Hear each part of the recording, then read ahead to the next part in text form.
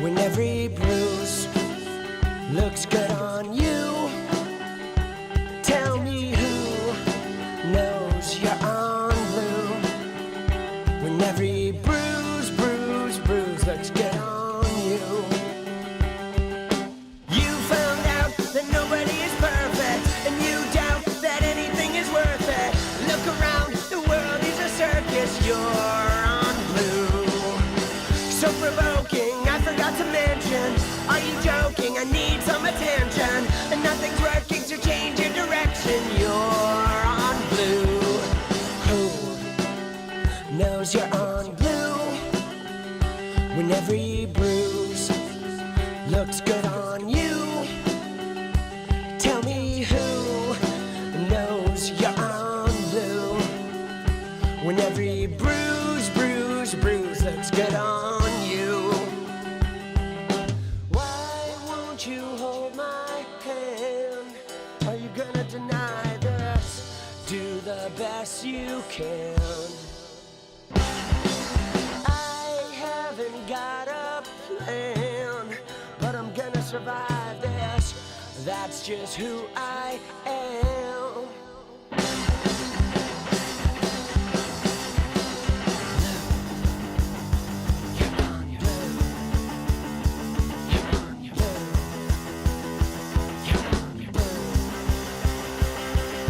When you're on blue, you keep everything inside of you. You try to play it cool. Sometimes you gotta break the rules. I don't know why you are confused. All you need is a little bit of attitude. Yeah. This is it. I'm tired of explaining. It's too late because everyone is waiting. That's great. So why are you complaining? You're on blue. If I'm unsure, will anybody notice? It's my fault because I love you on purpose. I'm insecure or just a little nervous. You're on blue. Yeah. Yeah, yeah. Hey, hey, hey.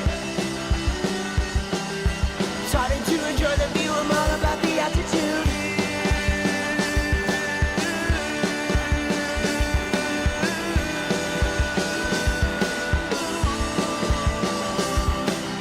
Who knows you're on blue, when every bruise looks good on you? Tell me who knows you're on blue, when every bruise looks good on you.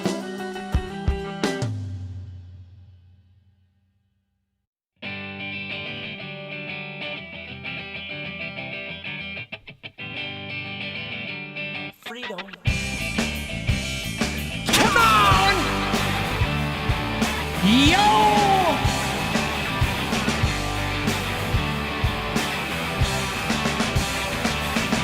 You depend, so you always will. If you arrest yourself again, I'll help you clean up the mess. Yo, misdirection. No, I'm through with you. The hoops of my obsessions, always jumping through. I'm so tangled, I'm so Not worthy. I'm just lost In my reflection, pay attention, yeah. You never will. Yo!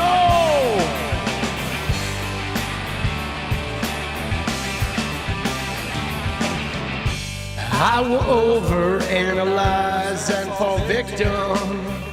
My venom lowers. Time to get to know myself. Let's go. Here's Friday night, late night. Pay attention, yeah, you never will. You depend, so you always will. If you arrest yourself again, I'll help you clean up the mess. I wonder if you ever did, yeah.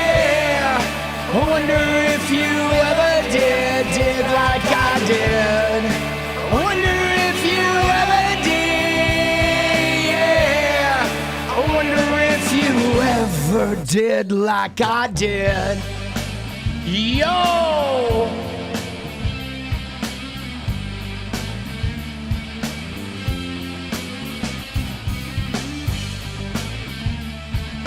Yo! Here we go!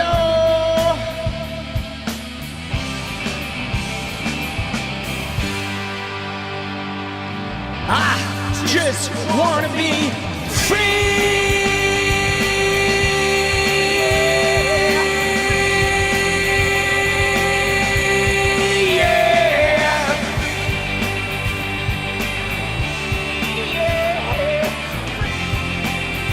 Let's go! Come on!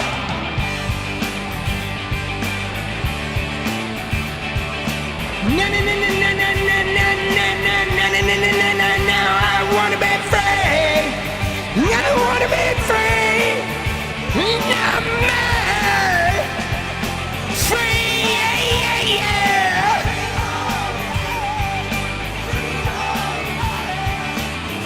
Oh! Good morning! Dude, what a jam!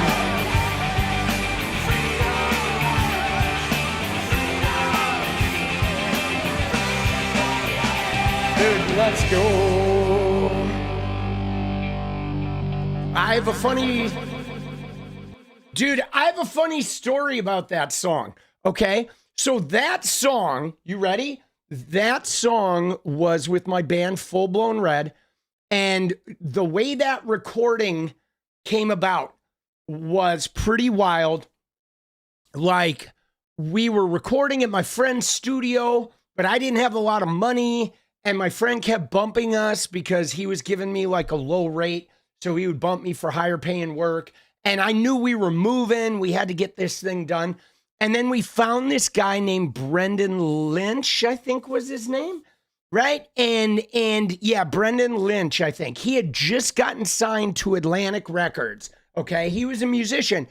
And what Brendan did was he took his record label Vance, and instead of like, you know, going out and buying a house or a car or whatever, he built a studio, right? This guy was smart. Okay. Because what he did is he knew maybe he's going to stay signed. Maybe he's going to get shelved. Maybe he's going to get dropped. So what he did was he made sure he took that advance and made it so he would, for the rest of his life, would be able to produce like really high quality music, right? Which is a pretty smart move. Like he took that investment and just made sure like, okay, even if I get dropped, I'm going to be able to record records for like a long time. And so we met Brendan through my neighbor, and he decided to finish up the album for us. And we were talking about the end of that song, Freedom, when we were mixing it. He had to kind of bury my vocal because I hadn't really taken many voice lessons at the time I recorded that. My voice really developed here in Portland when I found this vocal coach here. But prior to that, I had only studied with this woman who had like worked with Axl Rose for a bit, but like she kept telling me things that I didn't believe. I didn't believe I could be as good as she was telling me I could be. So I didn't really do any of the exercises. That's a whole other story. But anyway, he had to bury my voice a little bit in there because I was like, it was cracking and like missing some high notes. And while we were mixing it, I was like, holy shit. Dude, I was like, that end sounds pretty cool. I sound like one of those like gospel, like faith healing preachers or whatever, like a preacher. And he was like, yeah, he's like, you sound like the Reverend 𝗟𝗡𝗆𝗆 is what he told me. And dude, I just thought it was the funniest thing, right? You guys know 𝗟𝗡𝗆𝗆? He was like, yeah, you sound like fucking Reverend 𝗟𝗡𝗆𝗆 in that thing. Dude, so good, dude. Paula! Hey!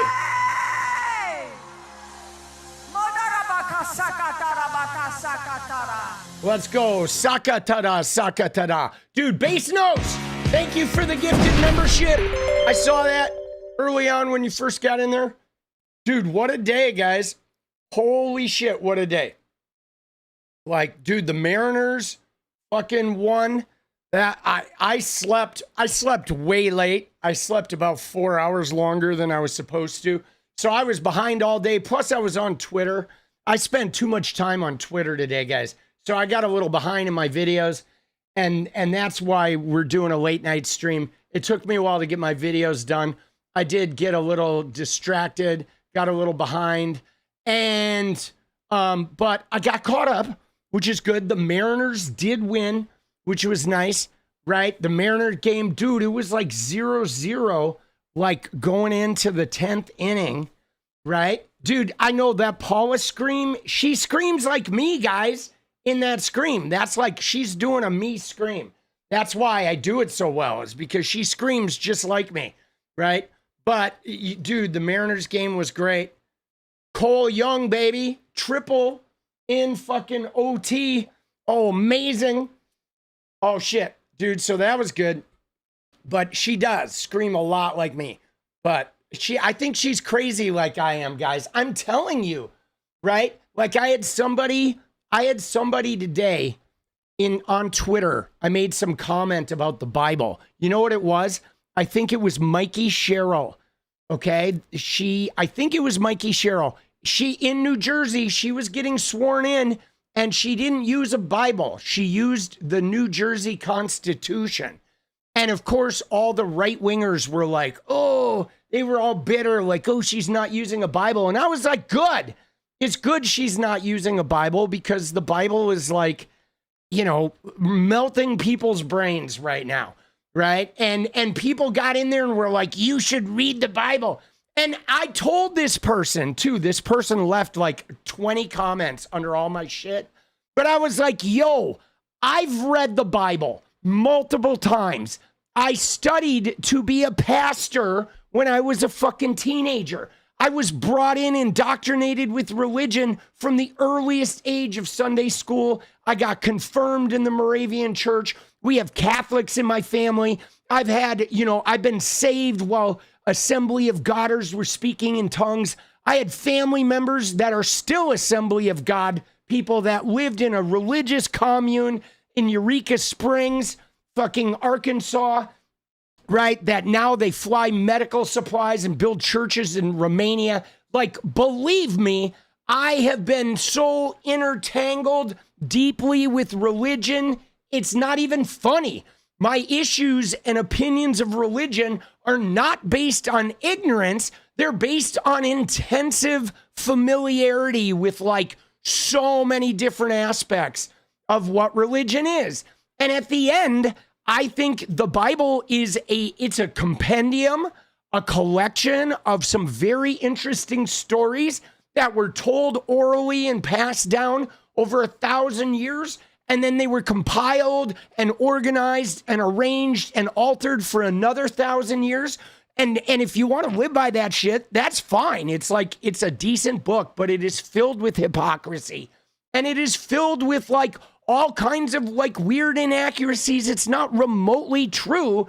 Those books, those religious texts in the Abrahamic religion were compiled to amass political power and wealth. And that's why all three of those religions are still competing with each other. And you know, my thoughts about this are not ignorant. You know what I'm saying? They're not based on ignorance or lack of, you know, lack of knowledge. Now, that doesn't mean you can't ascribe yourself to that book and live under those precepts if you like it. Like, fine, if you want to live under that stuff and whatever, the shame or the whole you got to live in a framework or you're going to be punished. If you need that influence, you like that shit, and it works for you, like, my God, more power to you. I have my own personal spiritual beliefs that I live by. But the problem I have is when you think that your religion applies to me, when you think that, oh, if you don't believe, I'm going to pray for you because I really hope you get the Lord. No. See, that's where it gets weird. Because don't pray for me, because I don't believe that shit. There's nothing to pray for, okay? I, like, you know, in my reality, in this reality, it doesn't exist. When you say to people in this reality, you're going to pray for them, and they're not in the religion for you, you're making this weird assumption that like you are actually right, and that world you're choosing to live in somehow governs the real world. And it doesn't, right? Like it doesn't have to be true for you to believe in it your whole life, and you lead a good life, and then you believe there's some gift waiting for you when you die. You can do that, and if you need that, like by all means do that. But it is not real. And so you don't get to walk around acting like it is real because you believe it.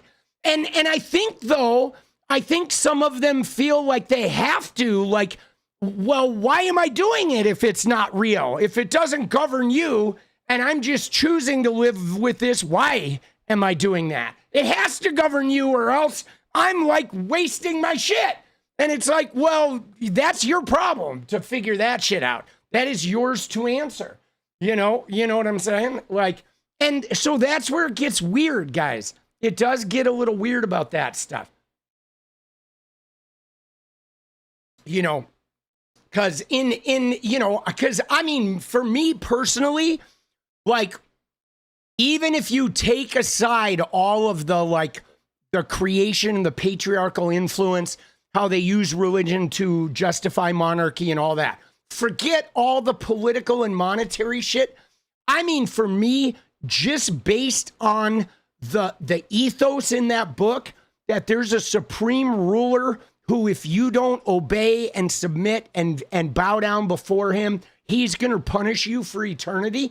I believe that whole relationship is an abusive one and super toxic, right? So even if it is true, I will not submit to an abusive and toxic relationship and have somebody gaslight me and tell me that's love, because it's not, okay? There is no punishment in real love. There is only acceptance, empathy, and understanding. There's no requirement of submission in real love. None, okay? Real love does not require submission. That is a fallacy. And anybody who says you have to submit and obey in order to be loved is fucking, they're like fucking with you. They are gaslighting you. That is very abusive. That is very, very abusive, because real love, I've had a kid, okay? I have a son. I've birthed a son. And let me just tell you that you love them even if they do everything you tell them not to do. You still love them. You don't, like, I never use punishment. I'm not going to fucking, there's no retribution. There's no, like, you have to get it right or I'm going to punish you. It's like, no, man, I have empathy for where you're at. I have compassion for what you're going through. And no matter what you do, I am there to like be with you while you go through it, right? If there's punishment involved, it's abusive, okay? It is. Punishment is abusive, period, okay? There's no ifs, ands, or buts, okay? That's my belief system. You know what I'm saying? You know what I mean? And Punk is a birthing person. I am a birthing person, right? But I was, I'm a birthing person counterpart, right? But yeah, man. And dude, it's just like, I think people get a little whacked out on fucking, people get a little whacked out around Easter, right? Because, I mean, I'll be honest, guys, you can tell, like, most, there's like, yeah, I don't know. It's just like really complicated shit. I get it though. People, like, they have feelings of powerlessness and they, they want to try to make sense of this world and they're looking for an anchor and shit. You know what I'm saying? And so, like, I get it, but guys, what's crazy about it is if you look at the evolution, right? It's like people, when they didn't understand shit, they called it God. Okay. And in the beginning, there was gods for all the shit they didn't understand. There were different ones. And then there were pagans, okay, that like celebrated some of those. They broke it down into more precise gods. Then they created the monotheistic religions, right? And then they stole the pagan holidays. Well, they didn't steal them, but they put their holidays on the pagan holidays so the pagans would be more likely to worship the new religion. Okay, and then eventually, the Roman Empire, Constantine came along and he realized that gave him like a divine power. And then they started warring that shit into people. And then that really has never ended, guys. Like since 385, when Constantine, somewhere around then, when Constantine brought that shit into the Roman Empire, there's been some type of genocidal murdering happening in the name of religion ever since then, boss. Like, holy shit, dude. It's crazy, right? It is crazy, but just keep that shit away from me, boss. Right? History lessons? Yeah, I mean, that's a brief history lesson. I mean, it's really fascinating. You know what I'm saying? It is. It's really fascinating how, if you look at it like a family, like the oldest kid is Judaism and the middle child is Christianity. The middle child is the one with like all the fucking, the one that usually acts out the most. And then the young child is Islam. And the youngest child is the one who thinks they know everything, right? And it's so funny when you look at Judaism, Christianity, and Islam, it really does feel like that family fucking, that family network of a 3-child family, dude. It is like it's so similar, dude, right? And then, oh shit, right? Dude, it's crazy, right? May have that the wrong way around. No, I don't. Judaism's the oldest. Judaism came first, okay? Then Christianity, then Islam came after that. That's the order with which those religions like came around, dude. Judaism was the first, right? Yeah, Mormonism. See, Mormonism is a spin-off. You know what I'm saying? Like Mormonism is like a spin-off. But there have been a lot of like spin-offs. You know what I mean? I mean, from those original things, because my God, dude, Christianity's been like 100 fucking things, dude. From like Lutheranism, Mormonism, the Protestants, the Catholics, Catholics before the Reformation, after the Reformation. My church was called Moravian, and it was a guy named Jan Hus, okay, who was from Moravia, and he, refused to recant his beliefs, was burned at the stake. That was like the patron saint of mine. But like, dude, it's so crazy, dude. Dude, it's so nuts. And then you have the Calvinists, and it's just wild. So much, dude. Dude, I know there's so many denominations, boss, but it's power, baby. Dude, my Christianity needs updating. You run version 2.67? Dude, 6.7, dude. Dude, I'm running version 69, right? That's the Christianity I run. 69, baby, 69. It's good shit, dude. It is like sexy. It is, dude. Smexy, dude. Oh, yeah, dude. No, my religion is pleasure, boss. Let me just tell you. Jenny will tell you, my religion is pleasure. It is pleasure and mania, right? No, but I've said before, though, I actually do have spiritual beliefs in a shared sort of flow of energy that all humans and animals and everything on planet Earth share. I don't know. It's like I don't know what it is. It's like that space between all the atoms, that space between all the electrons and protons and neutrons in everything on this planet.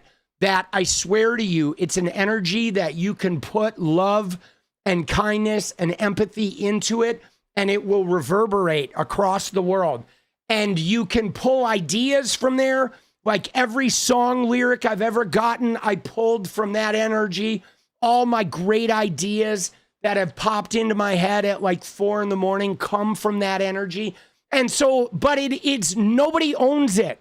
There's not a deity. There's not a ruler. You put good into it, not to get rewarded or to go to heaven or to like not get burned. You put good into it because you're getting good out of it. And so it's this shared web of energy that like I put love and energy and creative juice in there because of all the gifts it's given me. And it ties me to everyone. So you want to heal all suffering and you want to like elevate all the bottom rungs everywhere. And I think that maybe people who believe in God, like they're tapping into that thing too, but they're corrupting it by thinking it's owned and there's rules and you have to live the way somebody tells you. You got to be oppressed and submit and like, you know, when in actuality, there's just 2 rules, you know, there's pleasure and there's pain. And you use your empathy and compassion to try and figure out when best to experience those, you know, because you're going to experience them both. But sometimes things that are very pleasurable for you are hurting everyone around you. And then you don't really want to partake in that kind of pleasure because that's, you know, destroying the web, so to speak. Right. And so, you know, I think maybe religious people are tapped into that too, but they pollute it though. They corrupt it with like the effort to control and to like dominate and, you know, and, you know, maybe that's just an offshoot of, you know, human insecurity and imperialism and capitalism and all that, you know?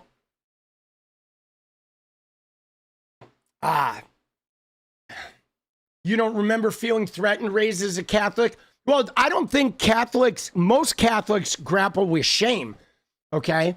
With Catholicism, I don't think it's about feeling threatened. I think it's shame is the common denominator that comes through. It's not about feeling threatened. It's about a fundamental belief that you're bad, and then a sense of shame that you're trying to like get off of you by you know, your obedience and your submission. And that's so toxic, dude. Shame is bad for the human spirit, boss. You know, we're not sinners. We are fucking like rays of golden light. You know what I'm saying? We are not sinners. None of us are. That's bullshit. There's no such thing as fucking sin. It's like there's pleasure, there's pain. And sometimes you engage in pleasure and sometimes you cause pain, right? And vice versa. And so you try not to cause pain and you try not to have your pleasure be causing pain. But it's not nobody's a sinner. Everybody is fundamentally good. Rays of light, baby. You feel shame, dude. Shame is tough, man. Like you felt shame. I had a lot of shame. And you know, a lot of it was religious based. Some of it was, you know, obviously from being sexually abused. Some of it was just a historical generational family thing passed down. And man, I spent a lot of 10, 12 years in therapy and a lot of EMDR to unload that shame and some Vipassana meditation. That's a meditation that the Buddha does. Dude, you think you agree with me, but then how do you explain people like Trump? Yeah. I mean, the thing though about a person like Trump is you can become corrupt. You know what I'm saying? Like, absolutely. Like, well, I'm saying everyone is good, but then you can go out there and like become corrupt for sure. And you can, you know, lust for money and shit. But even, you know what I'm saying? Like, you know, he became corrupted. He didn't start that way. Like in religion, though, everybody believes that you are born a sinner and then you're trying to get good, right? And I believe like, no. We're definitely, when you look at babies and kids, like we're all born like pure and we are all good, but that doesn't mean you can't get corrupted, right? Like if you don't pay attention to how you affect the world, like you will get corrupt for sure. And some people have mental issues too, though. You know, they're sociopathy, psychopathy, you know what I'm saying? But you know what's crazy though? Here's what's crazy is the perception, because if you go to Trump, as bad as he is, he believes he's good. Okay? He does. In his mind, he is like, probably feels like he's the only good one. Dude, I'm serious. What a fucking douchebag, though. But yeah, dude, he's a piece of shit. All right? He's the one exception. But no, you know what I mean, though. We can all become corrupt. Okay? Dude, I can become corrupt very easily, guys. I mean, I have a huge ego, okay? And my huge ego allows me to do really amazing, wondrous things. But my huge ego can also damage people like real fucking quick. You know what I'm saying? Like real quick. It can. It can corrupt the shit out of me. You know, too much power. Dude, I think power can corrupt us all. You know, it's sort of the nature. It's kind of the nature of that shared energy, right? That energy, like I said, it's supposed to be shared. And if I control it too much, if I like get off on the power I have of like manipulating the chess pieces around me, I can like totally get corrupt. You know what I'm saying? Dude, absolutely.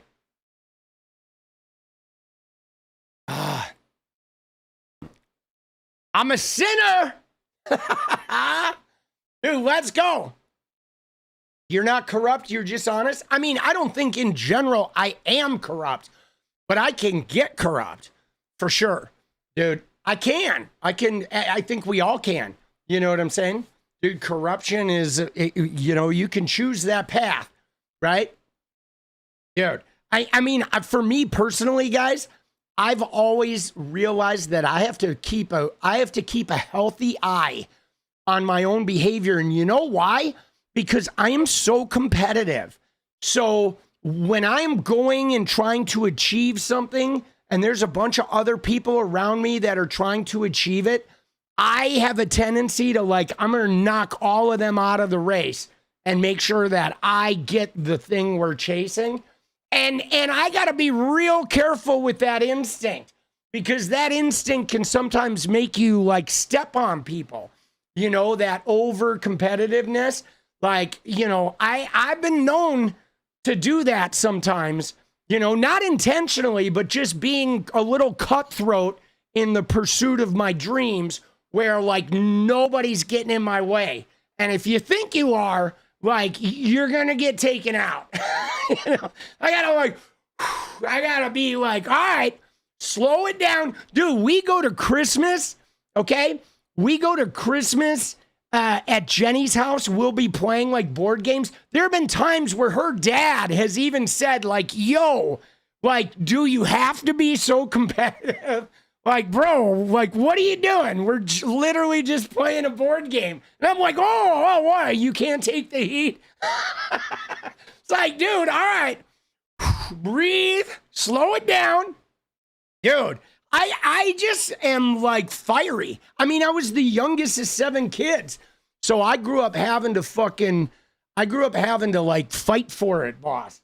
I did. I had to I had to scramble for that shit. Dude, if you wanted Cheerios, you had to fucking make sure there was some left in the box, dude.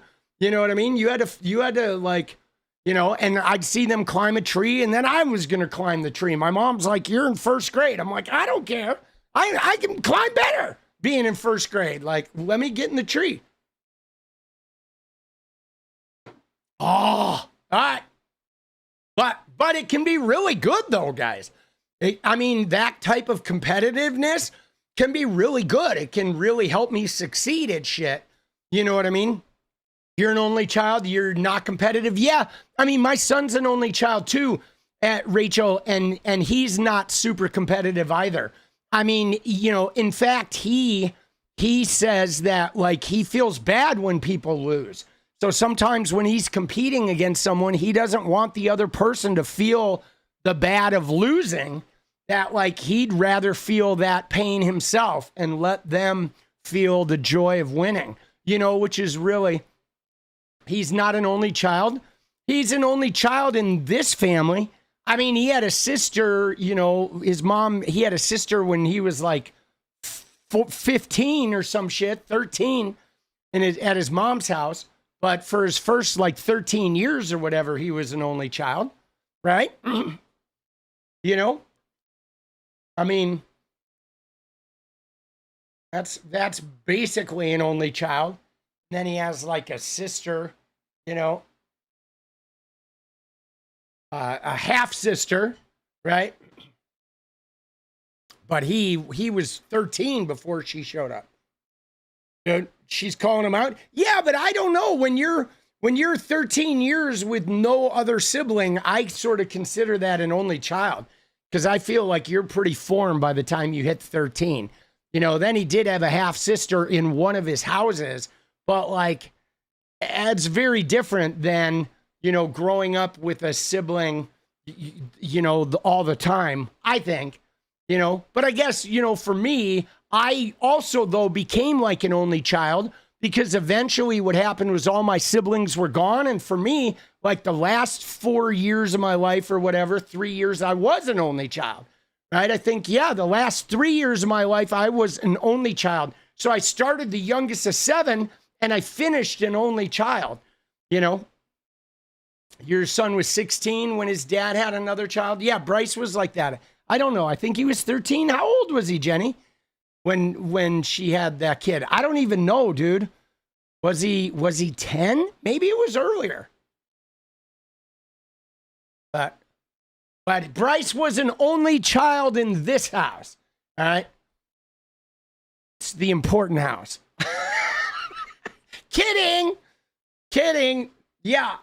Dude, Kilo Charlie, they be calling you a radical, dude. You're singing me the Super Tramp, dude.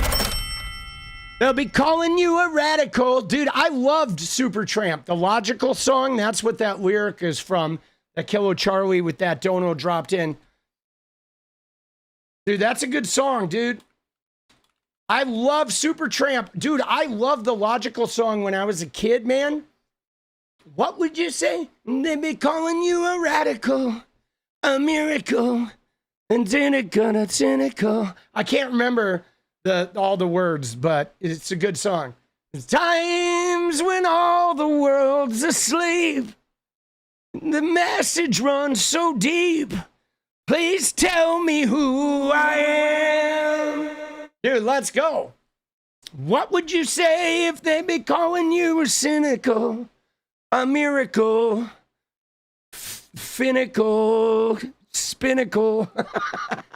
Do you know every word, dude? I don't know them all, but I remember that song was like, that shit was very big. I mean, I lucked out. My older brothers and sisters, they had gnarly record collections in the 70s.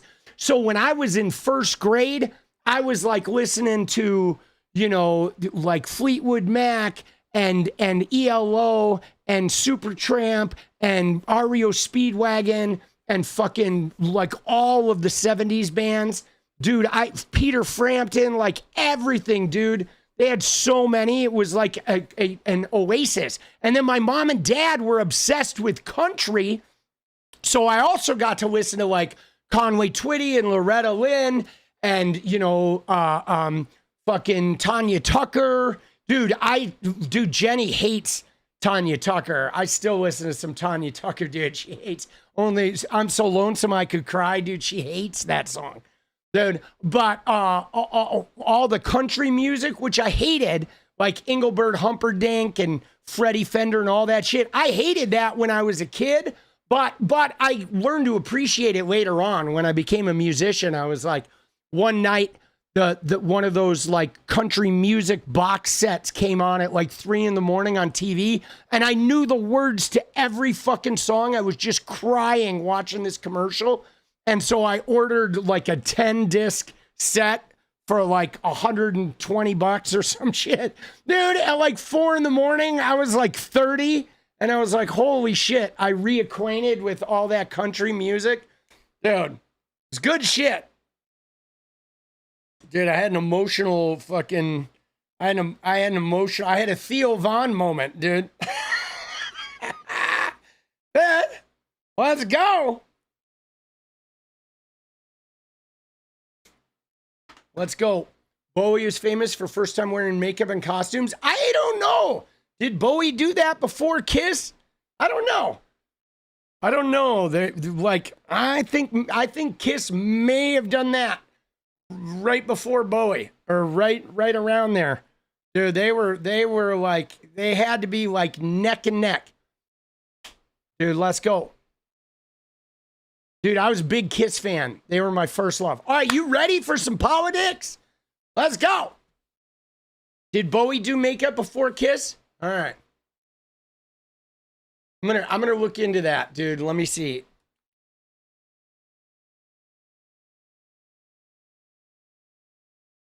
All right, so Bowie did makeup on stage as early as 72 to 73. And 𝗙𝗍's first album was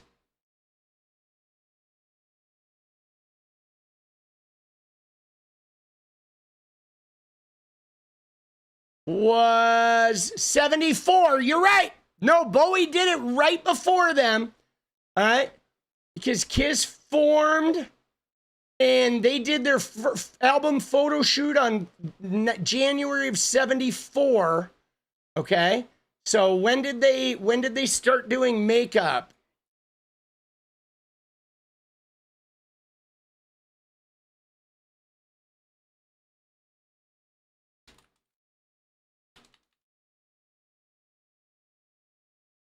So they started it in the beginning of 73. So I think Bowie maybe started it like just before.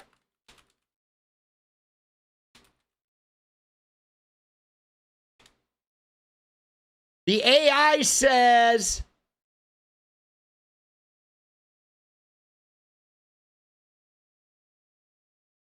let's see, the AI, I'm looking at the AI right now. I think Bowie did it.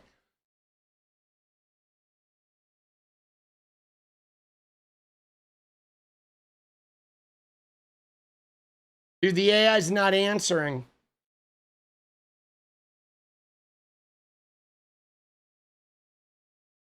So yeah, I think Bowie did it. All right. Yep. 72, 73 Ziggy Stardust tour. So Bowie was just before. All right, well, let's go. Dude, let's go. All right. Dude, you ready? We're going to politic now. Alice Cooper, 69. Dude, I think I was doing it. Dude, I was wearing makeup. I was born in 69 and I was the makeup baby.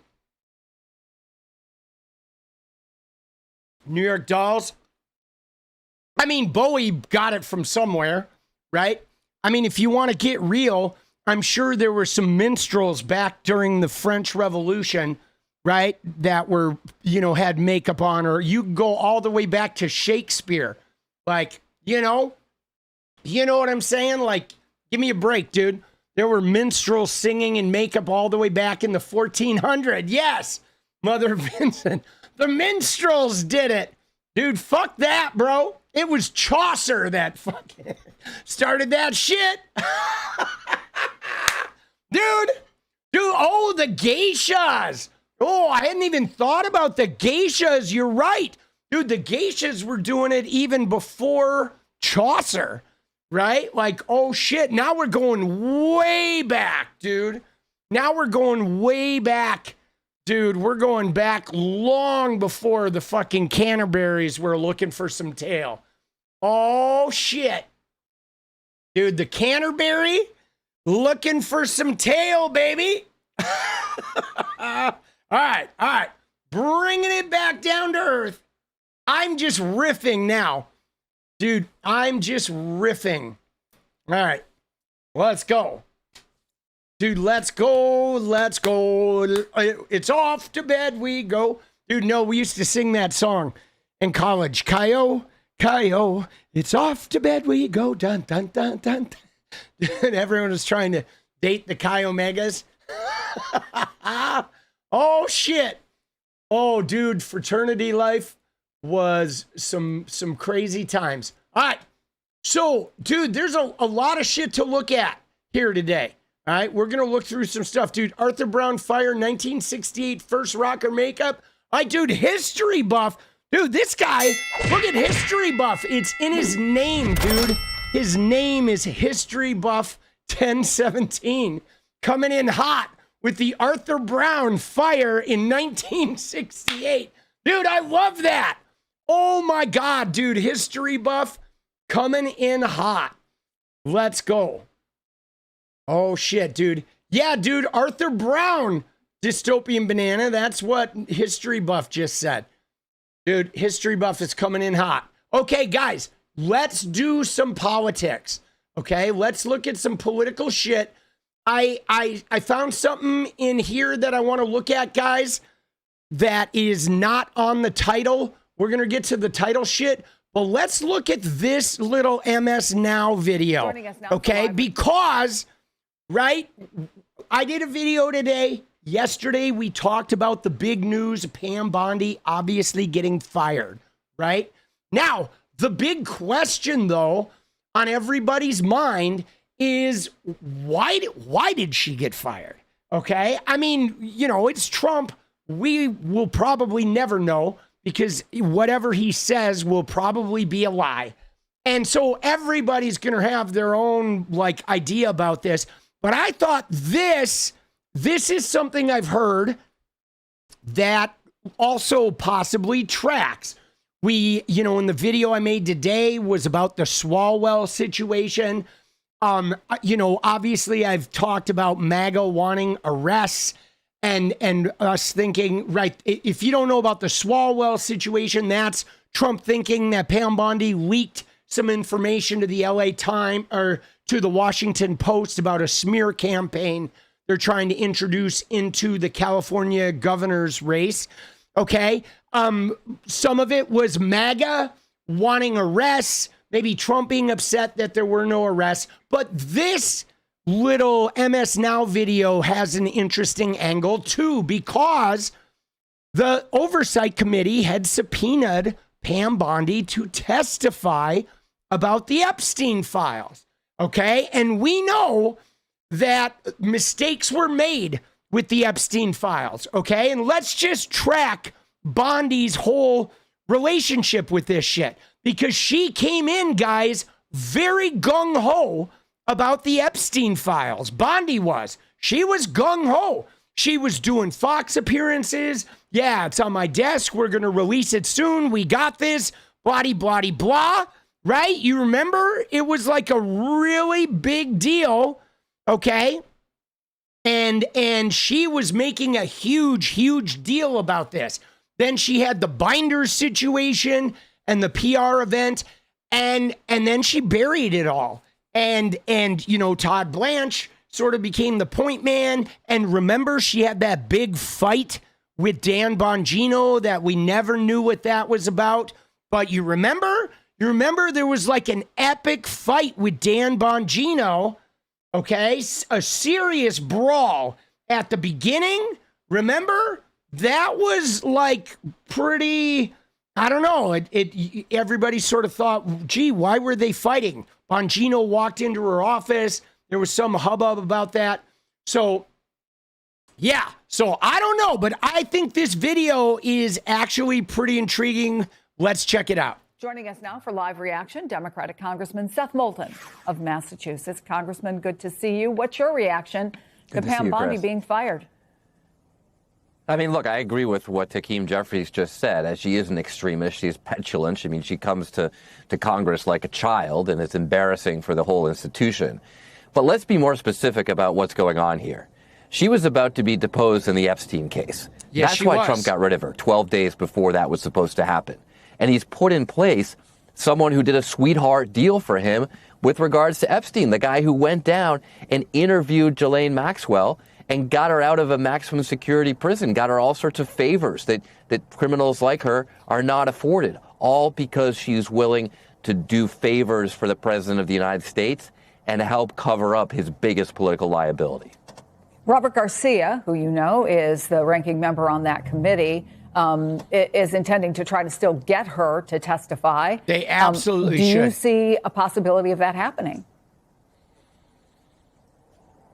I mean, I don't know, because he can probably try to hold her accountable to the law, but we all know that this administration is not accountable to the law.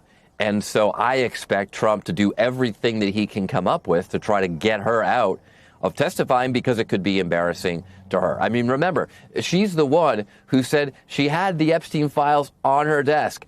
I have the client list in front of me, she said, and then all of a sudden she changed her story and that went away. We now know, of course, that's because Donald Trump's name occurs more than just about any other name other than Jeffrey Epstein in the Epstein files. And it's the single thing that's actually hurting his base. So basically what's happening is he's replacing one child pedophile protector with another. That's what's going on. And that's just an embarrassment that that's the top justice official in the United States of America. See, dude, it's crazy when you think about it, because the minute she got fired, you notice that Comer was like, well, there's no reason to talk to her anymore. She's not the attorney general, right? And that's what they're going to do. You can bet that Comer's going to be like, nope, we're not going to talk to her, even though, well, you talked to Hillary Clinton and she's nobody. Why wouldn't you talk to the attorney general that didn't release the files for months and was operating illegally? But when we take the House, Bondi's going to have to step up. Is that how you view Todd Blanche? I mean, we were just discussing the fact that just a couple of months ago, he went inside the prison where Ghislaine Maxwell is serving time and asked her a series of pretty soft questions. And then she got, and we've never gotten a real explanation for this, she got transferred to a prison camp. Does anything change, do you think, if it's Todd Blanche, or is there someone, for example, Lee Zeldin's name has been put out there, who you think could be any different or do anything differently at DOJ? Well, I'd like to think that Lee Zeldin could help, because to my knowledge, he's not been part of the Epstein cover-up. But that's clearly a role that Todd Blanche has. He's been a part of the cover-up. I mean, sometimes the truth is staring you in the face. Donald Trump sent Todd Blanche to interview Ghislaine Maxwell to try to get her to exonerate Donald Trump. It's so obvious. And yet that person is now expected to be the top justice official in the United States, the person that everybody in America is supposed to respect, to uphold the law. The truth of the matter is, we know that the law doesn't matter to Donald Trump. It doesn't matter to his administration. It didn't matter to Pam Bondi. And oh, yeah, that's true. Now she'll take the fifth on frankly, everything. From everything we know, it doesn't seem to matter to will. Todd Blanche either. So before that would still, though, that would look bad for her to do that. But this news broke, the big story today, obviously, was the latest on the war in Iran. And in just the last hour, President Trump posted a video, and we're going to show it here. All right, so there we go. Guys, I thought that was pretty interesting. Dude, what is going on with this woman's eyebrows, though, bro? Holy cow, dude. That is so crazy. Okay. I mean, you know what I'm saying? I don't want to be judgmental, because I get it. She's, in a rough and tumble business where looks are so important, but bro, it's like the double eyebrow thing going on. I feel bad for the pressures women have to surgically alter their face. It's like, God, that is some crazy fucking pressure, boss. It is. Dude, it is crazy pressure, that shit. Dude, her eyebrows, they're fucking, she had eyebrows and she had eye sockets. She had a lot of eye work done. But guys, dude, the Bondi shit is gonna heat up, okay? This is gonna heat up. Now, somebody was saying earlier that they think Cash is next. Dude, they've already, it's already leaked that Cash is probably getting fired. Okay. If you look at it, right? People were already talking about it. Okay. Let me see. I feel like I saw somebody already talking about it today, like an early report, you know, that he was, you know, Hegseth is firing generals. Dude, this is fun. Dude, that's amazing. That image. Oh my God, what a great image. But dude, I saw an early report. I think here's how I think it's going to roll, guys. Okay? I think it's going to roll like this. I think 𝗙liche𝗶𝗽𝗀 is going to be the next to go. Why? Proximity to the Epstein files. If he gets cash out, then he has cash and Pam Bondi, who are the chief architects of Epstein thus far, and then they're gone. They're no longer like can be put under the gun. They can take the fifth. They can hide. They can wriggle out, right? Right? Then he's going to install new people that are more about the cover up. Then what's going to happen is if 𝗙𝗪𝗓𝗏 does not come forward with some like proof of election impropriety in Georgia, right? 𝗙cie was in the back of that truck. She's got to frame Georgia as like, oh, the Dems cheated. And if she does not, I think he's going to fire her too. Okay. If she won't make up some election fuckery, I think he's going to fire 𝗙cie. And then I also believe that if Iran goes really, really bad, I think Hegseth is going to go too.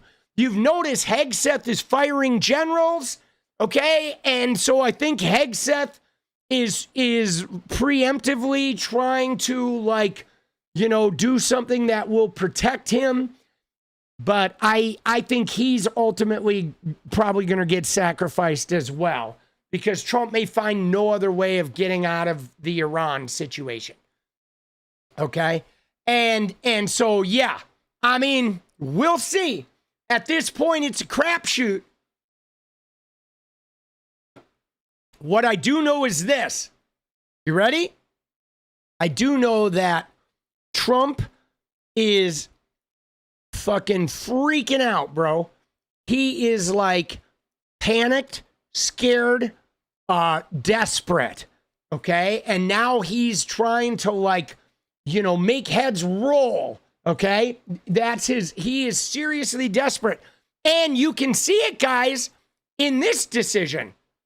Okay? Look at this shit, dude. Right? So Trump is the new fraud czar. But let's look at Trump's Truth Social post. Okay?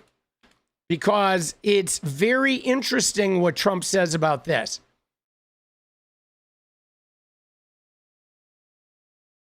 Right here, you ready? Yeah, look at this though, guys. Because this is the future under Trump. And remember, guys, Trump is the fucker who talked about, like, oh, you right? Remember, Trump was like, oh, everybody was targeting me, right? Remember? Trump was insisting that everyone was targeting him. Everyone was, but look at this tweet, guys. This is insane. He says, Vice President J.D. Vance is now in charge of fraud in the United States.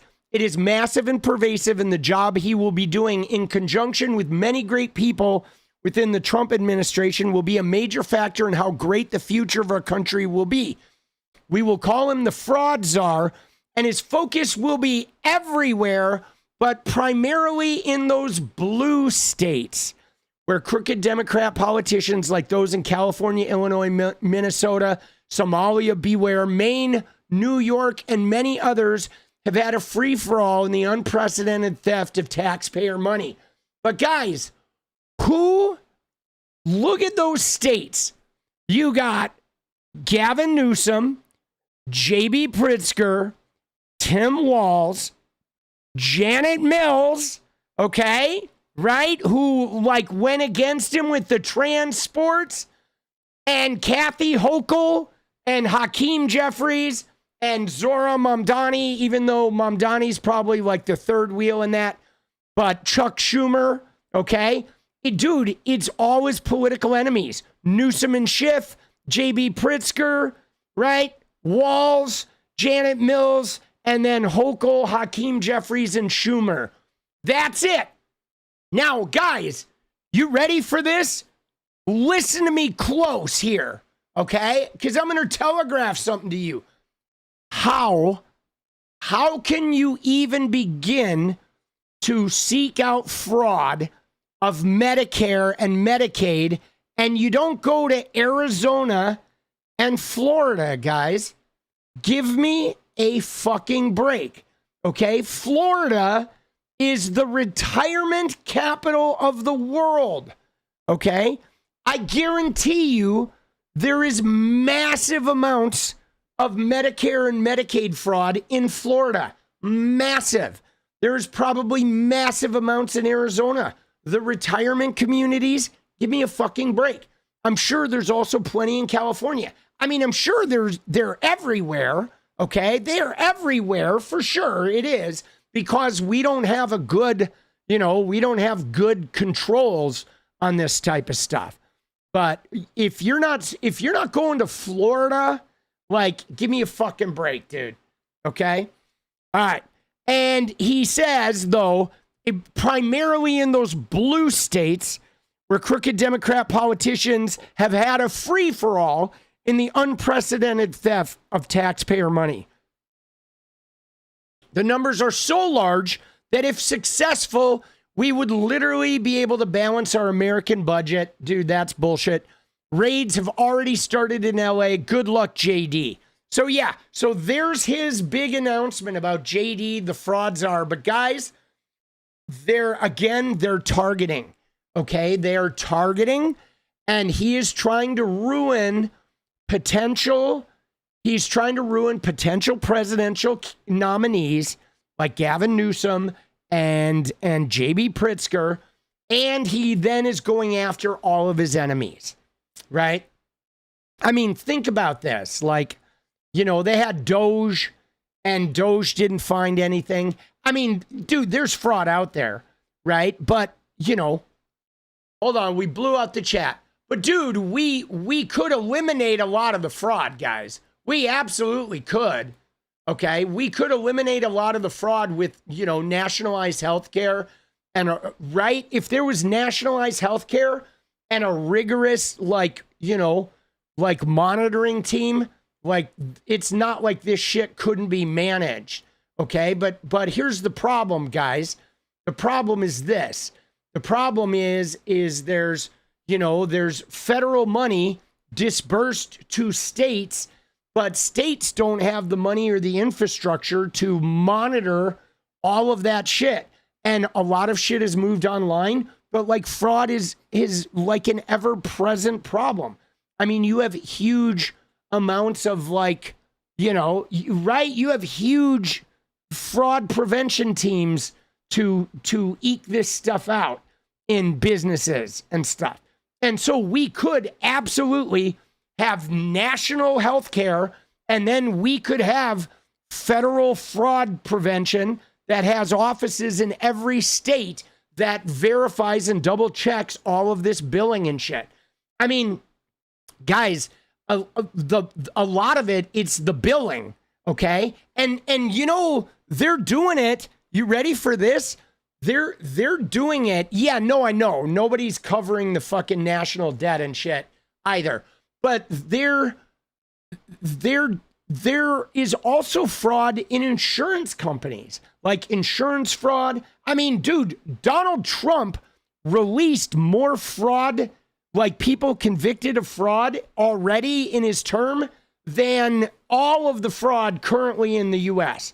If you look at the guys he's pardoned, he is pardoned $10 billion or $100 billion worth of fraud, dude. It's insane. The fraudsters, I saw a tweet about that. Let me see if we can find it.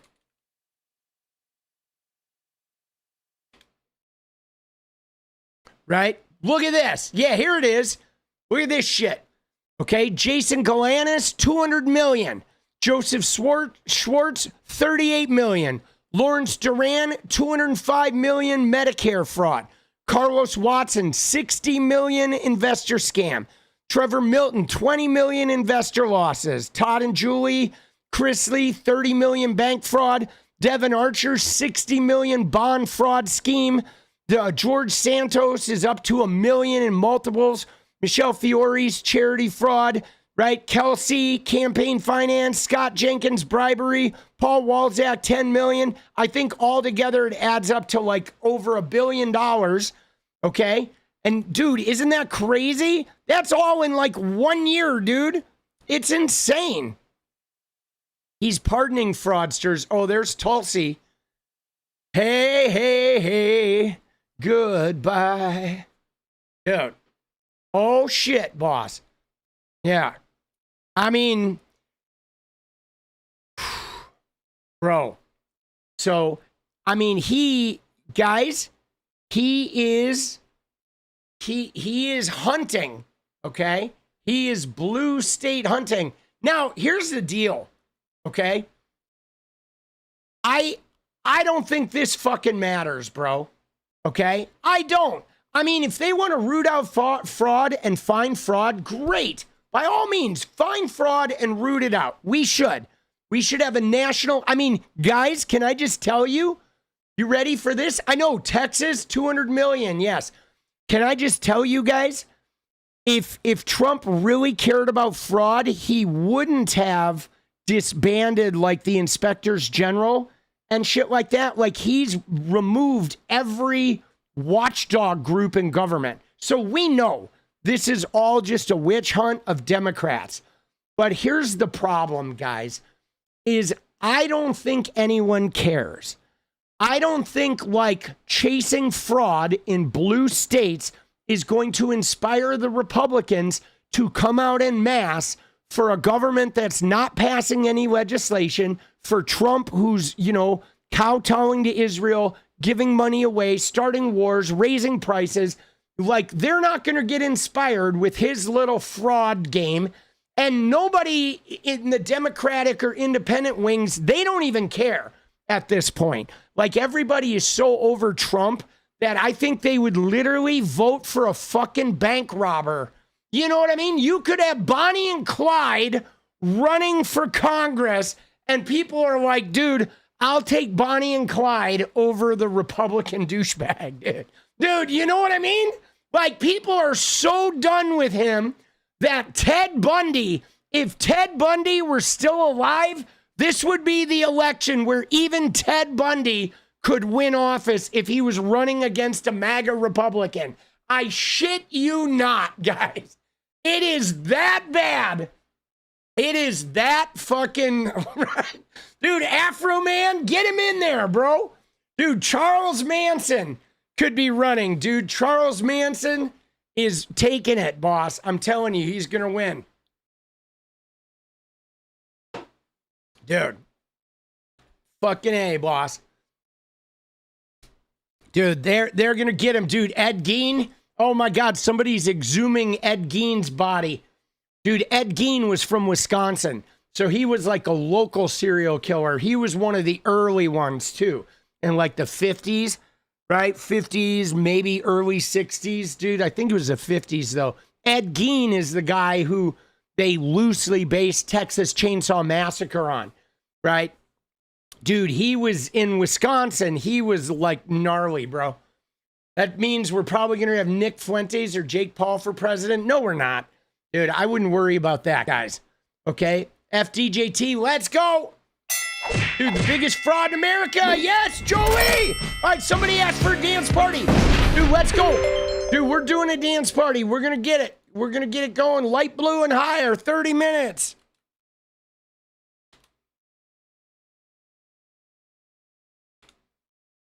Dance party, no Trumpy. Dude, let's go. Let's go. There it is. There it is. Dance party, no Trumpy. Dance party, no Trumpy. Oh, get shit on. Reminder, guys, I will be playing some Fortnite tomorrow. Okay? Just so you know, I play a little Fortnite on Saturdays. All right, so we will be playing a little bit of Fortnite tomorrow. All right, in the afternoon. Pine Box Dance Party, let's go, Ella! But yeah, guys, I feel like this fraud shit here, this fraud stuff, guys, is just desperation, okay? It's desperation, guys. It is desperation, and they are going to try to build narratives to counter political campaigns, and you're going to see how it is going to be disseminated through the right-wing network, which is going to include Benny Johnson and you know, Nick Sortor and Eric Doherty and these right-wing, you know, Laura Loomer. There's going to be the whole right-wing contingent that is going to disseminate these fraud narratives. They're going to try to put this stuff on Facebook and shit. And it's going to be political smear jobs, okay? It is. It is going to be political hit jobs. But I'm telling you right now, I don't think it matters. Dude, I'm reading the tea leaves, and everybody, dude, everybody is fucking sick of Trump, dude. Everybody is. Everybody is sick of Donnie. Now, people were saying something about 750 soldiers killed. Let's see what that's all about. I have not heard that, but so it says, all right, so here though, you ready? It says killed/wounded, guys. So that it is not 750 dead. It is 750 killed/wounded. Okay. So that, I mean, to me, that makes sense, but there is a lot of people disseminating information. Let me see what we got, if we can find a news source.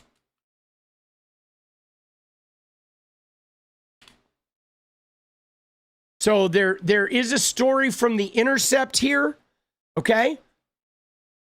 That is about, hold on. Let me get there. So The Intercept published this story. Let's see it. We'll look at it and see what it says. Now, guys, I will say this. You ready?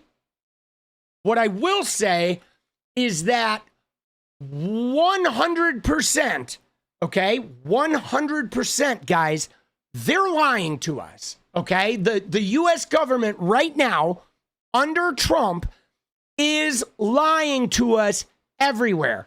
They're lying about jobs. They're lying about inflation. They cut the normal index of numbers. I mean, we saw it with Kristi Noem, where she was lying about Alex Preddy pulling a gun after we had all watched the video of him being summarily executed with his hands on the fucking ground, bro. So we know they're lying. We know they're lying. They're douchebags. They're like, right? Like even today they came out with this, you know, this, 182,000 jobs. But like, dude, the month before just got revised down even more. And were there some new jobs now that they're making missiles? Probably. But there certainly weren't 182,000, and that shit will get revised too. But they have removed the normal indexes that you can watch. Okay, there used to be a database of jobs and inflationary numbers where everybody could monitor it every day the way the government was and check it. And now they basically removed all the indexes so they can just lie, right? Trump's out there saying inflation is gone and everything's never been this cheap. And we all know, dude, what the fuck is he talking about, bro? All right, you ready? So let me get the article here. I'm pulling the article, and here it is. All right, we got the article. All right, there it is, guys. So it says casualty cover-up, okay? This is from The Intercept, guys. Okay, this came out today. This is probably the article that Kyle Kulinski was talking about. And again, I'm going to go on the record and say, let's look at this article and talk about this, but I know I know the U.S. government is lying. I know they are lying. And so we're going to, like, whatever they tell us, we know we're going to have to double, triple check and investigate. This says casualty cover-up. Pentagon is hiding U.S. losses under Trump in the Middle East. The Pentagon has sent outdated statements on the number of U.S. troops killed or wounded during the Iran war, resulting in undercounts. And this came out 2 days ago, or yesterday, right? No, 2 days ago, 2 days ago. All right, so almost 750 U.S. troops have been wounded or killed in the Middle East since October 2023. Okay, so guys, look at that, though. That's not just in Iran. It says almost 750 have been wounded or killed since 2023. Okay, that is 3 years. Okay, we're looking at 2.5 years, October of 2023. So this isn't just in Iran, according to this. And this is an analysis by The Intercept is found, but the Pentagon won't acknowledge it. U.S. Central Command, or CENTCOM, which oversees military operations in the Middle East, appears to be engaged in what a defense official called a casualty cover-up, offering The Intercept lowball and outdated figures and failing to provide clarifications on military deaths and injuries. At least 15 U.S. troops were wounded Friday in an Iranian attack on a Saudi airbase that hosts American troops, according to two government officials. Right? Hundreds of U.S. personnel have been killed or injured in the region since the U.S. launched a war on Iran just over a month ago. President Donald Trump, who wore a blue suit, red tie, and a ball cap to the dignified transfer of the first Americans killed in the war, said casualties were inevitable. When you have conflicts like this, you always have death, he said afterwards. By the way, I would like to say Trump should be wearing black. When you go to a dignified transfer, he should be wearing a black suit and a black tie like a normal fucking human being. Okay, this Uncle Sam outfit and a baseball cap is stupid shit, dude. Disrespectful. He said afterwards, I met the parents and they were unbelievable people. They were unbelievable people, but they all had one thing in common. They said to me one thing, every single one, finish the job, sir. Please finish the job. They did not, in fact, say that to him. And parents have come out and said they didn't say that. Okay, he's lying too. On Tuesday, Trump teased he would wind down the war with Iran in as little as 2 weeks, the famous 2 weeks, despite not achieving many of his stated aims, such as freedom for the people, taking the oil, forcing an unconditional surrender. At one point, the president even declared the war would last as long as necessary to achieve our objective of peace throughout the Middle East and indeed the world. CENTCOM has sent outdated statements on casualty numbers, meanwhile, resulting in undercounts. Okay, Monday, a statement sent Monday from spokesman Captain Tim Hawkins, noting that since the start of Operation Epic Fury, approximately 303 U.S. service members have been wounded. The comment was 3 days old and excluded at least 15 wounded in the attack Friday on Prince Sultan Air Base in Saudi Arabia. The command did not reply to repeated requests for updated figures. So it looks like they're coming out with info later. They're missing numbers. So there may be even more, right? Like this number may be even more because like a lot of shit, like even the 750 that The Intercept has confirmed since 2023 may be a lot higher, guys, because of all this fuckery. Dude, 𝗙cie, the one, they always lie. They do. Let's go. All right, guys. Dude, we have 20 minutes. We need 28 and 20, guys. I don't want to make sure I haven't missed anyone. And no, we're good. Let's go. We got this. So, yeah, it could be very high. All right. So, CENTCOM also would not provide a count of troops who have died in the region since the start of the war. An Intercept analysis put the number at no less than 15. Okay? This is quite obviously a subject Hegseth and the White House want to keep under major wraps. Okay? Dude, Shin Godzilla, let's go! All I can say is this, guys. You ready? Here's my take. My take is Donald Trump, I will address you directly. Okay, man to Epstein bestie rapist. Okay, you never shut up about the 13 dead soldiers in Afghanistan, and you have already killed more soldiers just in the last month than Biden did, than that died under Biden in that entire fucking pullout of Afghanistan, which was a disaster. Thanks to you, by the way, you prick. But dude, so I think whatever the number is, Trump should never hear the end of it. Okay, never. Dude, remember 13? They made a huge deal. Oh my God, 13 dead soldiers. Well, now we're going to hold all this shit over their heads. Okay? So it says here in 2024, during the Biden admin, the Pentagon provided the Intercept with detailed chronologies of attacks on U.S. bases in the Middle East that listed the outpost that was attacked, the type of strike, and how many casualties resulted, along with an aggregate count of attacks by country. So Biden had delivered them a whole bunch of information. Dude, Tiana! Oh, let's go, dude. OP. Dude, Tiana, we love to see it. Haven't seen you in a while. Hope you're doing good. Definitely needed a dance party. Let's go, Jolie. We got this. Let's fucking go, baby. All right. So Biden gave the info. Trump administration's numbers by comparison lack detail and clarity. The current CENTCOM casualty figures do not appear to include more than 200 sailors treated for smoke inhalation or otherwise injured due to a fire that raged aboard the USS General Ford before it limped off to Suda Bay, Greece for repairs. CENTCOM did not reply to close to a dozen requests for clarifications. Okay, CENTCOM and the White House should be providing accurate and timely information on the costs and casualties involved in this war, since we're funding it. Yes, we are. And the U.S. has relentlessly bombed Iran, the country has responded with attacks on U.S. bases across the Middle East using ballistic missiles and drones. On Tuesday, Hegseth said that Iran retained the ability to retaliate for U.S. strikes, but that their attacks would be ineffectual.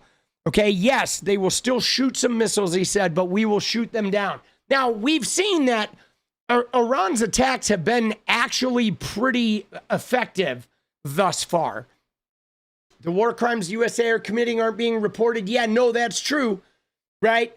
The double tapping for sure.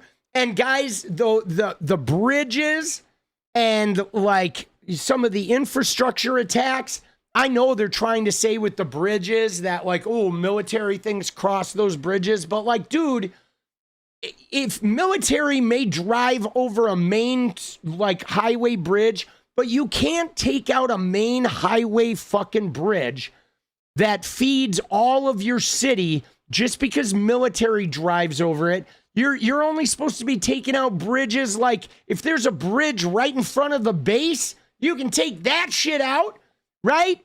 Or you know what I'm saying? But you can't take a bridge in the center of the fucking metropolitan area and say, oh, some tanks drove over it.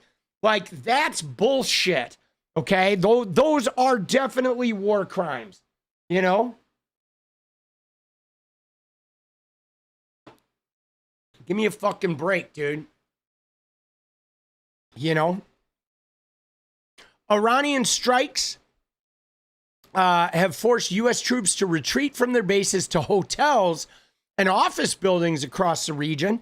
The defense official was livid about the Pentagon's failure to adequately harden the bases and ridiculed Hegseth's Tuesday prayer at a Pentagon press conference. May God watch over all of them each day and each night. May His almighty and eternal arms of providence. See, guys, the fucking dude, Hegseth, he bothers me, okay? I mean, he bothered me from the beginning with the fucking infidel tattoo on his chest, but he bothers me because he is one of those people that is a sociopath, but he uses God, okay, as his excuse, right? He's raping women and will murder people and bomb civilians, and he does not care, commit war crimes, because he believes he is some type of like warrior for God riding around on a white fucking horse, bro. I mean, he is so gnarly. I mean, dude, mixing an alcoholic sociopath rapist with religion and putting them in charge of the Pentagon is just, it's a bad combo, dude. Dude, Jolie, let's go. I mean, you knew it with the infidel, the fucking crusader tattoo on his chest. I mean, we just knew this guy was toxic. And again, yes, religion poisons. And I'm going to say this, dude, the Senate should have never confirmed that guy. Okay? Guys, the Pentagon had a $1 trillion budget. $1 trillion. The largest budget ever. Pete Hegseth never managed a big budget ever in his life. The only time he managed a budget was a small nonprofit with a $2 million budget, and he bankrupted it in like 3 years. And he left in fucking with his tail between his legs in shame because he bankrupted a nonprofit with a $2 million budget because he's a drunk asshole who doesn't know how to do anything except spout Bible verses and be a fucking grapey douchebag. Okay, so a guy who's had no experience managing a major budget should never have been put in charge of the Pentagon. Okay, you should have serious, like big agency leadership experience commanding a budget of some major agency or arm of the government or some type of, institution somewhere to be put in charge of a $1 trillion military budget. That was bullshit. He had no experience. He had grape charges, women under NDAs. All he was is a Fox TV host, and he wasn't even that good at that, right? They put him in charge of the Pentagon. That's a dereliction of duty, man. Everybody knows he didn't even have a lot of combat experience. Dude, he had like 8, right? He had 8 fucking years, okay? He had 8 fucking years of 8 fucking years of mostly National Guard experience.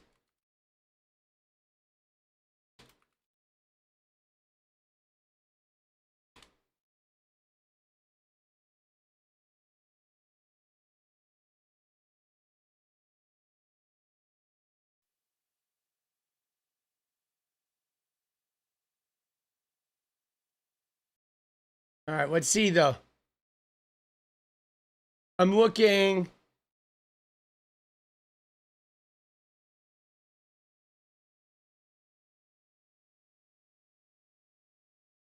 I'm looking at the votes right now.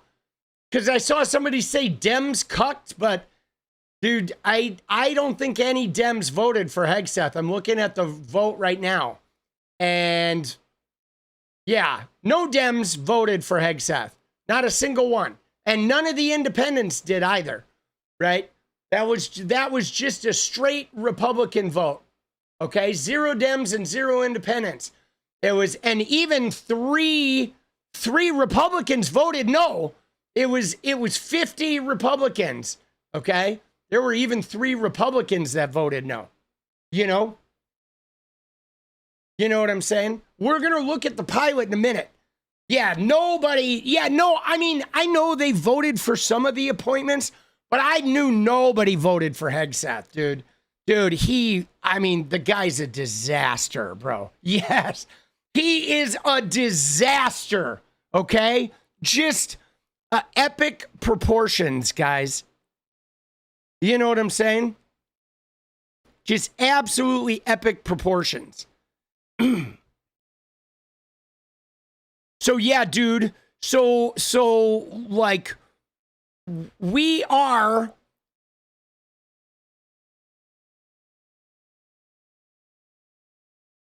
like again they have here where they're saying The Intercept is saying at least 15 U.S. troops in the Middle East have died since the beginning of the Iran war.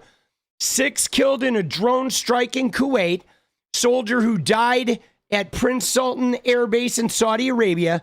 More than 520 U.S. personnel have also been injured, including those who suffered smoke inhalation on the Ford. Okay, so that, guys, is like there were 200 smoke inhalation on the Ford aircraft carrier fire. Then it looks like 300 injured and 15 dead at least. Okay, and that's not including 15 that just got injured recently. Okay, so they are definitely lying. And guys, it may be a while before we get accurate statistics too, because these guys are total liars. But we do, though, however, we do have to take a little break here because we got to focus. We need 24 and 10, baby. Jolie, let's go. 10 minutes. All right, let's get this dance party secured, and then we'll go look at the fighter jet. Right? Yeah, it is. Dude, they're so bad, guys. Okay, they're lying about everything. Right? You got more time in combat than Pistol Pete. That doesn't surprise me.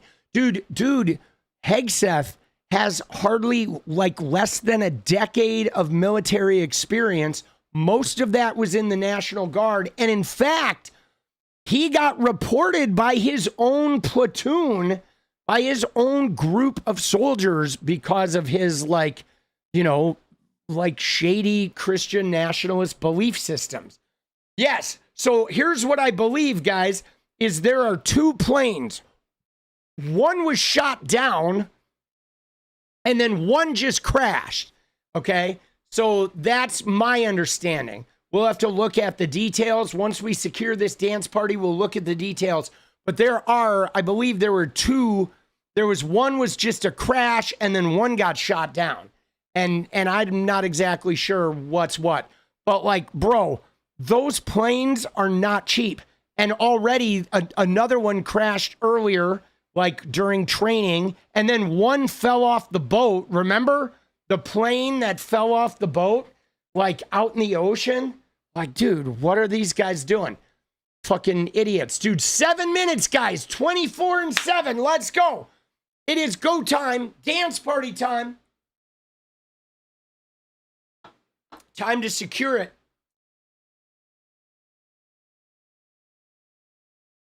Yeah, you thought Iran was out of missiles? They are not. We're gonna find out. We're gonna look into it. Let's go, dude. Dude, 24, baby. 7 minutes.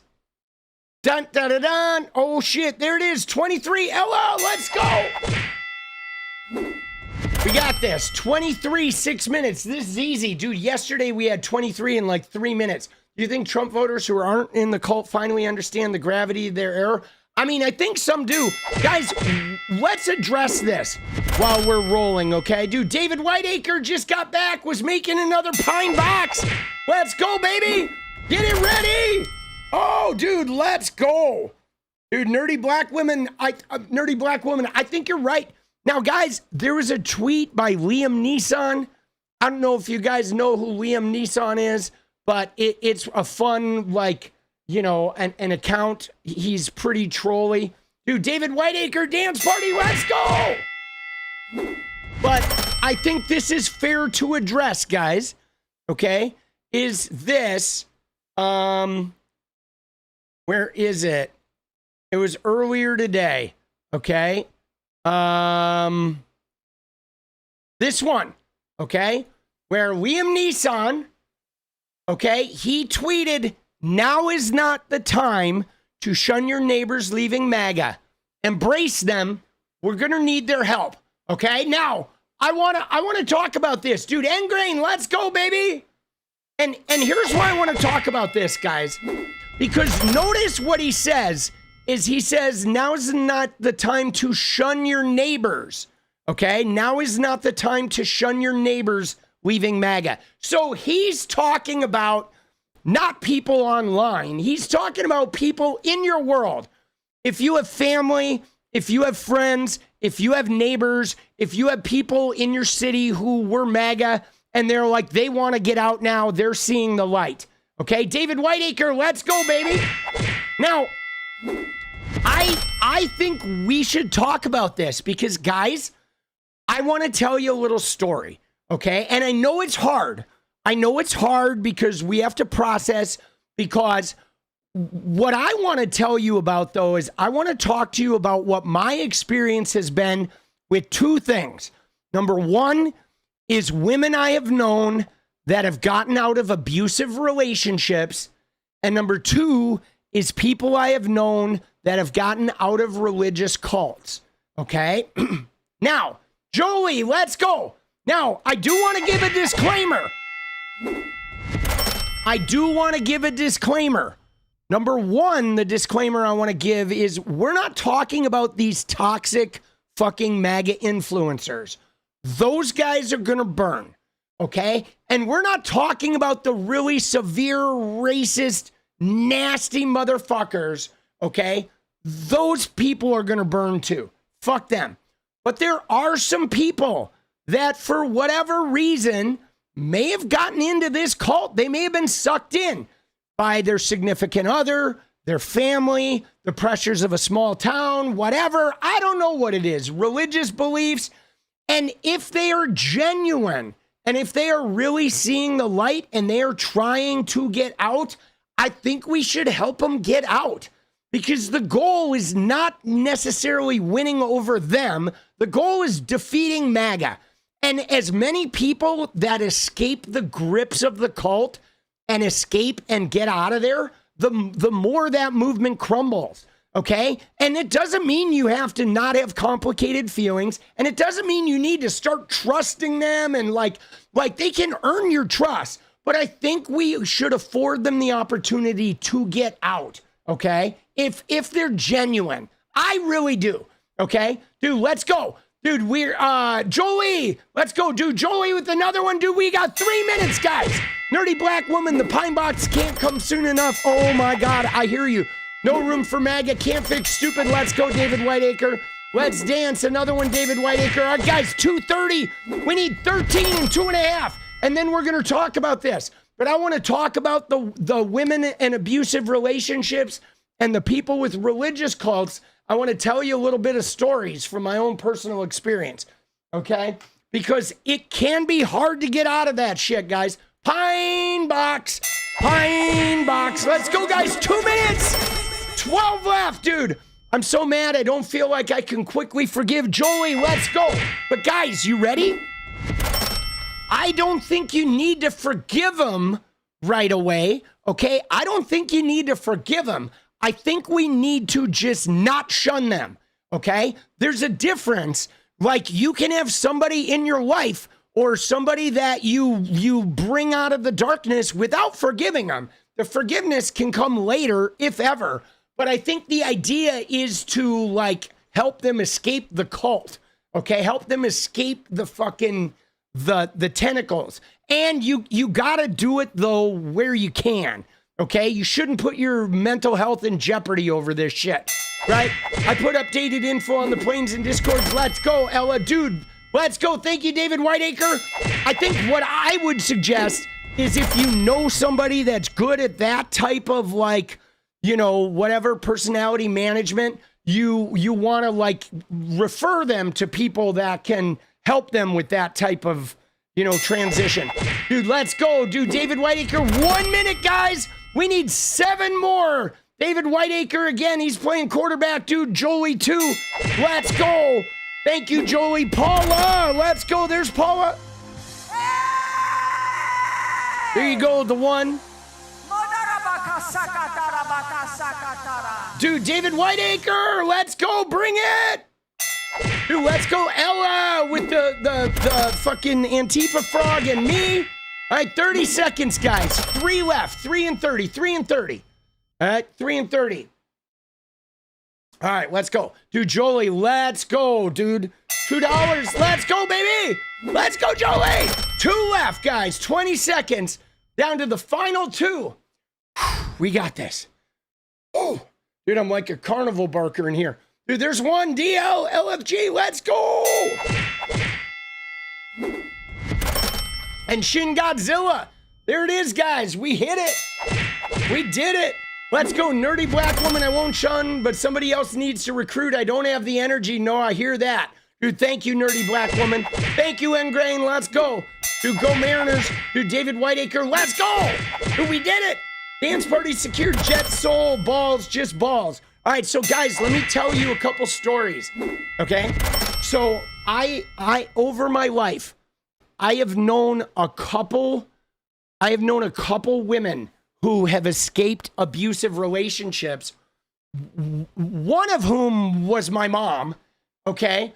But my mom's was not like outright hitting, like black eye stuff. My mom was like broken necklaces, hands on the throat, slammed against the refrigerator stuff, which is bad enough, okay? It's a little grade below like punches and baseball bats and kicks in the ribs and shit. But in addition to my mom, I've known several other women that did have the black eye type physical relationships. And I was put into some spots like where I would, I lived in an apartment building with a woman where she wasn't like a girl I dated. She was just a friend. And she would call me or come and get me. I would have to go stand in her apartment until her ex-boyfriend would leave. And he would be begging and pleading and threatening me to try and get me to leave so he could be alone with her. And I would stand in there and fucking make sure he was gone.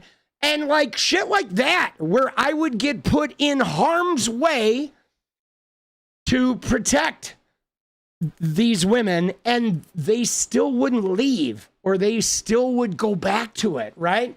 And when you get close to it, though, you realize that it's a thing, guys. It's like a shame cycle and a sense of like I'm not worth anything, and the person or like triggers that and becomes the only person that can make them feel worth something.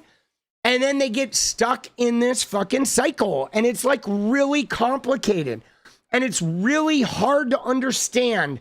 Okay. And you look at it and you think like, man, this is fucked up. And you think like, why don't you just get out? Like, I can't believe you can't see it. But like, can I tell you that when they're there, they can't see it, guys? But then, you know what happens? What happens is at one day, you see them and the light comes on in their eyes and you can just see it, that they've found the will to like get out, and they may need your help in that moment. And it's really important to help them in that moment and take advantage of when that spark exists, man. And it may not work out. They may go back again and the spark may happen 2 or 3 times before they finally do it. But the point being is I believe that if they're coming around and that spark is hitting and they really just need a lifeline to get out, I think like, what's the harm? Okay? Be the compassionate example. Throw the lifeline. Don't like sacrifice yourself over it, but give them the opportunity, and people will surprise you sometimes, and I've seen women get out of that. Luke says, I'm jumping in a bit late. I got my ass kicked when I was a kid. I got the emotion beat out of me as a kid. The end of a folded belt, dude, that sucks, dude. So, dude, I'm glad you're here though, boss. So I think if you can do it, like, don't shun them. Try to help them get out. And guys, I've seen it in religion too, man, where they just can't get out, dude. They just can't do it. Okay? And so I'm not saying don't start dating MAGA guys. Don't fucking give them their rent money or shit like that. Don't do stupid shit. Don't let them manipulate you and try to use that thing to like fuck around with you and shit. But if you can stomach it, I think help them get out. Okay. And if they're genuine, you got to read if they're genuine. You got to really like trust your gut on there. And again, though, don't like trash your own life to do it. But I think, guys, I think that there are people, okay? I do want you to see this delineation I'm about to put out here, guys, because there are people that like are hardcore believers that are racist and toxic and anti-LGBTQ, and they're bitter, religious, toxic, shitty, okay? Those people are probably not going to come around, okay? I think it's going to be pretty rare for one of those racist, misogynist, anti-LGBTQ shitters to come around. But guys, there are people that maybe like they're struggling with a little inherent bias. There's some racism they don't even know they have. They're in a small town where there's a lot of peer pressure. They're in a friend group or a family group where there's a lot of peer pressure. That maybe they just went along for the ride. Or maybe they honestly like wanted to believe in Trump for some reason. Maybe they were people that were, you know, like super transphobic, and, you know, like Ashley St. Clair, who even wrote a book, like a transphobic book, but now she like pulled the book and reached out to trans people and said, how can I make this right? I think if they're genuine and they really want to get out of the cult and they're really willing to take responsibility for the way they were, I think we should consider fucking, you know, like bringing them over, okay? Needing their help because maybe they can help other people get out, okay? You know, I just think, right? And it says here too, right? Look at it. It says it depends on why they left MAGA. Can't be for financial reasons. It's got to be for moral ones, okay? You know what I'm saying? And that's true, man. It's like if they realize like, wow, dude, they really are toxic. Like this really is like a lot of racism, or this really is like othering people, and I don't want to do this anymore, right? If they're really genuinely sorry for that experience, I think we got to let them, you know? And I mean, the way I said it, guys, dude, let's go. Anyone that triple Trump though, there's a special place in hell or a pine box. Let's go. I said with this right here, I said, I tend to agree with this, though we can put a boot in the ass of the toxic influencers and most extreme purveyors of the MAGA trash. Regular folks who got sucked into the cult and want out deserve our help in seeing the light. If they're genuine, let them in. Because, I mean, guys, you know what? You know what? My thing is this. And I'm just going to tell you, like, my thing, okay? And you got to do what's right for you. I'm not going to tell you how to be. But I do want to say that, like, there are people in the MAGA movement that I want to see suffer, okay? These are, like, the Nick Sortors, the Donald Trumps, the fucking shitty purveyors, the real asshole, arrogant MAGA shitters. I want to see them suffer.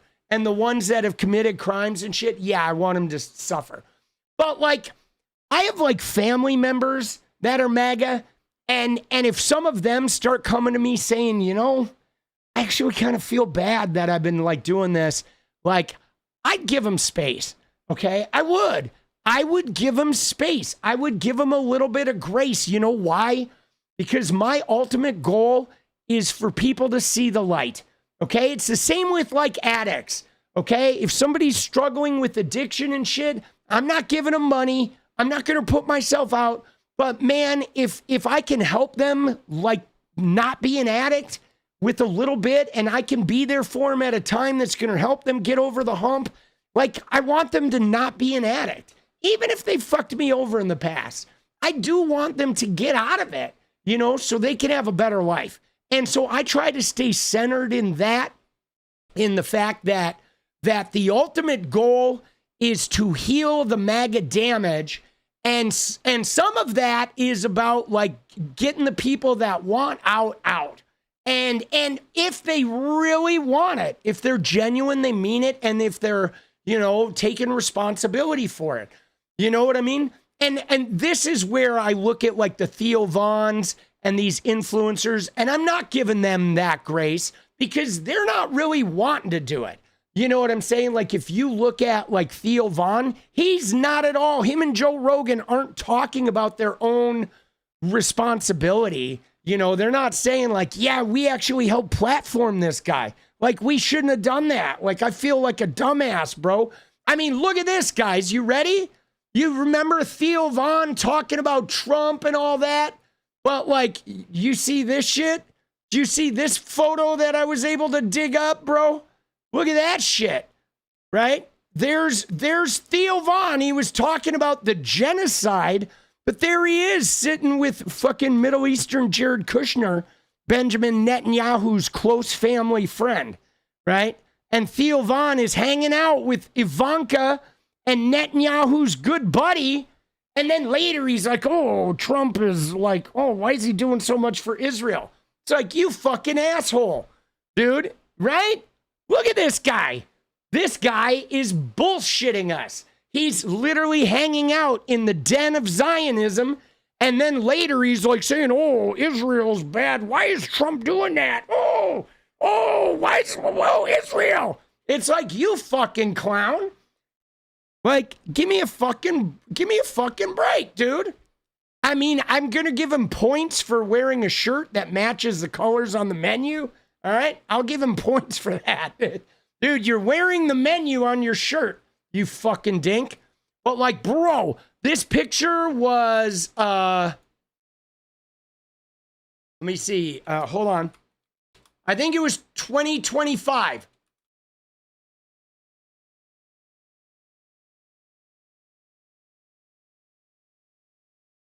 This was...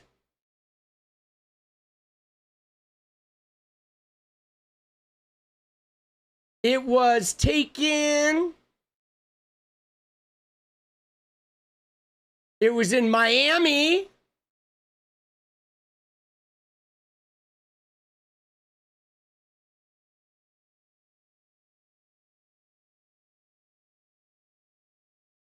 Let me see.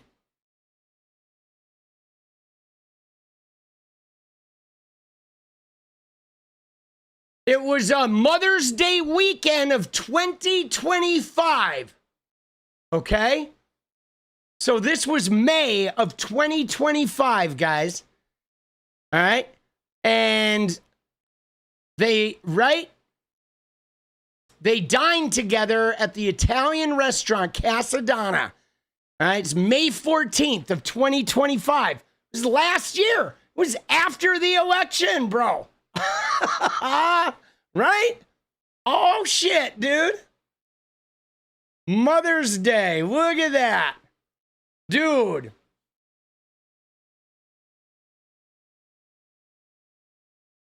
Come on, bro. You know? Dude. That shit is wild, isn't it? Isn't it? But, yeah, man. I just think, like, you gotta be genuine, okay? You gotta be genuine, all right? If they're genuine, if they're genuine, I'm letting them in, okay? I am.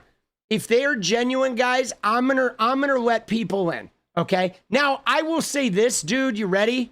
So, for me, guys, hold on. I need to switch to live chat because I wanted to reset that window. But give me 1 sec here. All right. So what I want to say is this, though, is for me, I don't have a lot of MAGA.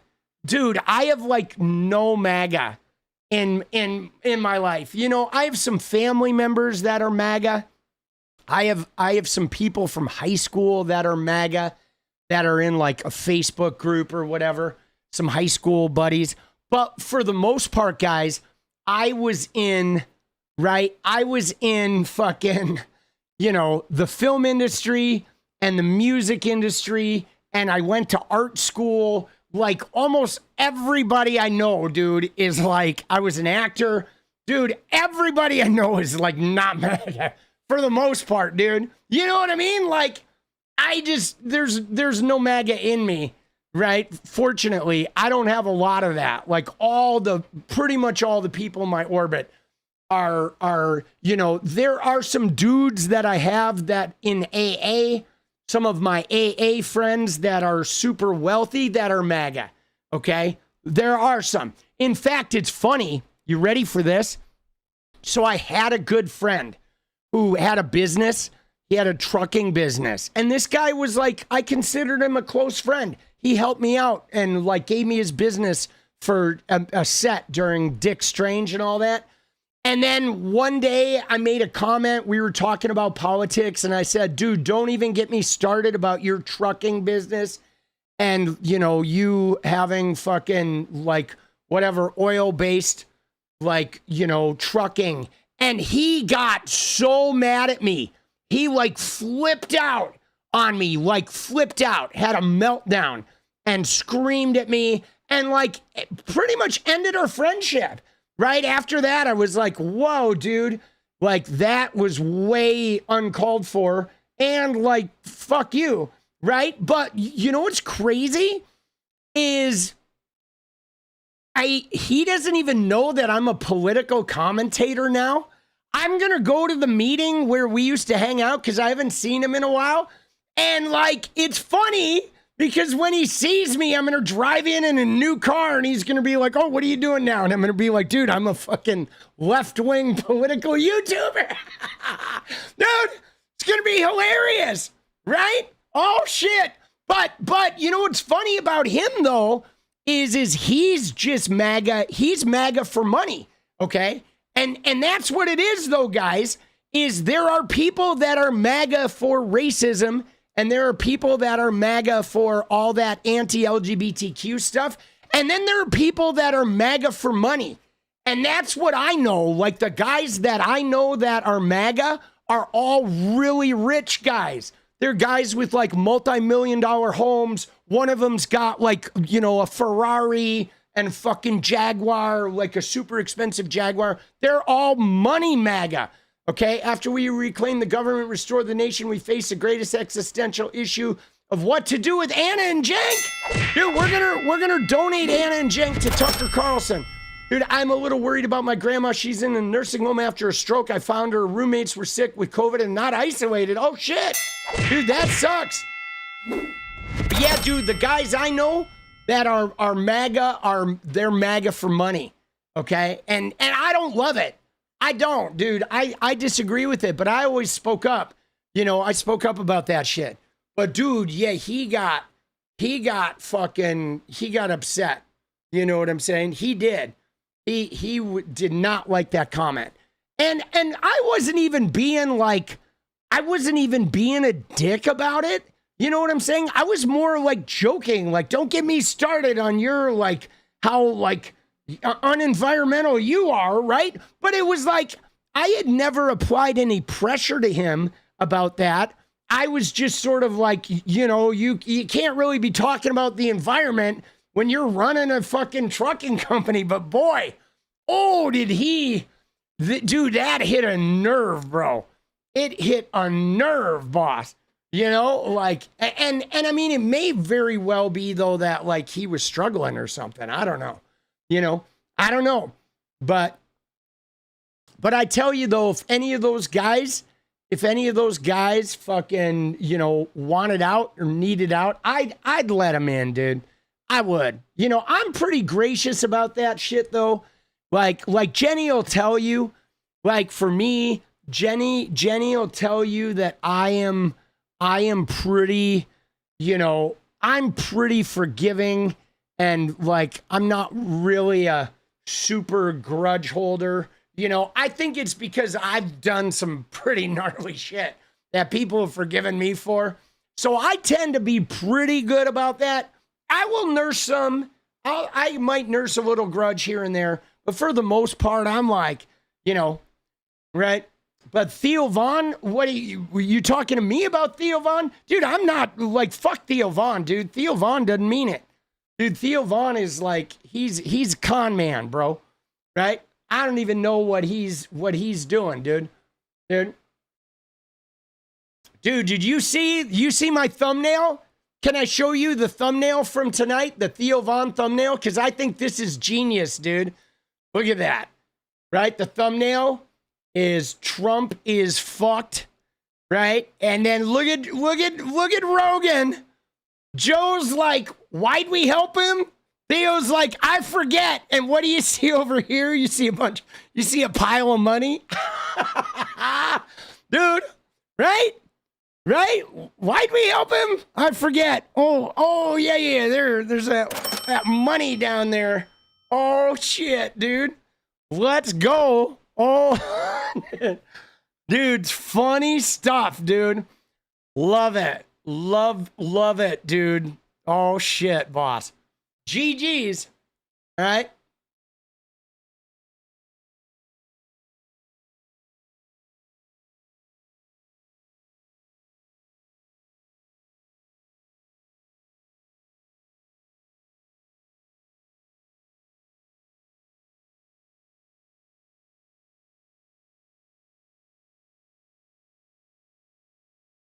G to the G, baby. They're both gross men. Dude, Joe telling them to lay off the benzos felt disingenuous. Yeah, I might make a video about that exchange too, right? That was a little weird, dude. The shit, the Joe with the whole like don't be emotional. You know what I mean? Like that was definitely strange. But those guys though, like, you know, let me just tell you this. When it comes to like, you know, the Theo Vons and the Joe Rogans of the world, they're not healthy, guys. Okay? They're not healthy, man. You know what I'm saying? Those guys are not healthy. Okay? They are not healthy men. They are not. They are junked out on money and power and ego and you know, I mean, like their bodies, I think, are probably filled with like physical trauma and shit.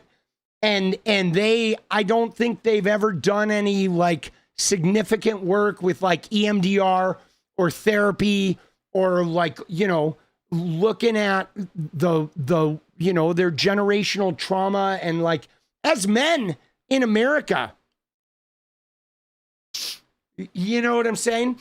As men in America, like we have a lot of generational trauma just at being men.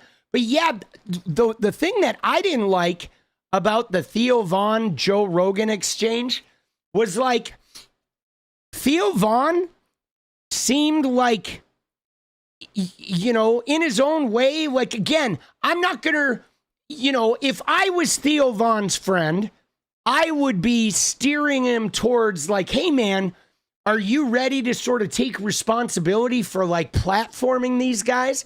Because I see that you're having these vulnerable feelings and I see that you're like, this shit is really fucking you up and you're feeling overwhelmed. And like, you think that's coming from like some feelings of regret for you, like platforming JD Vance and kind of making him seem harmless?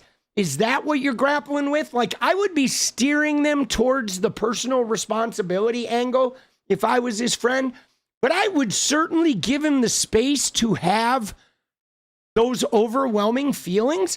But like, Joe was trying to shut down the overwhelming feelings and sort of make fun of him for even having those feelings and even ascribing them to like medication, which is like if he's taking some type of medication for anxiety or something, Joe was like demeaning him for even like trying to like deal with whatever he's dealing with.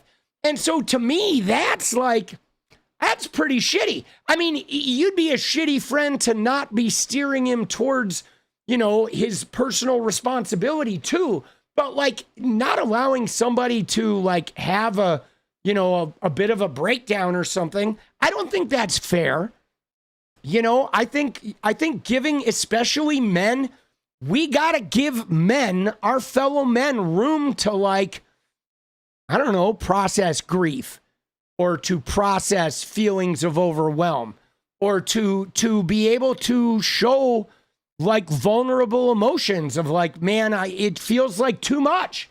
You know what I'm saying? It feels like too much. This is like breaking me and like, it's okay. You can be broken around me, right? It's safe for you to be broken here. Like, I'm not going to judge you for that. And that's it, man.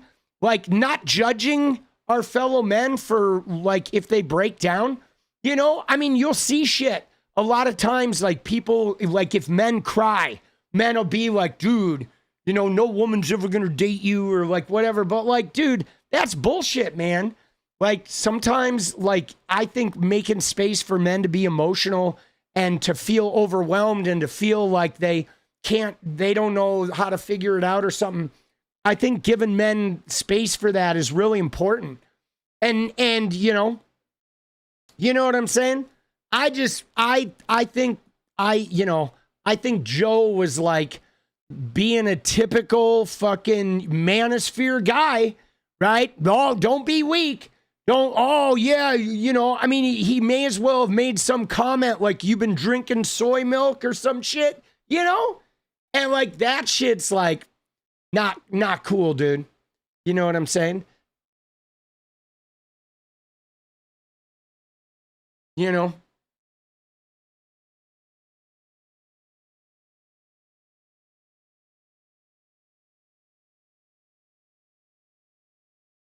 You know, but dude, all I can say to you, boss, is, you know, as like the person with the brother is if you have somebody that's that toxic, you should probably stay away from them, you know, if you can. I would.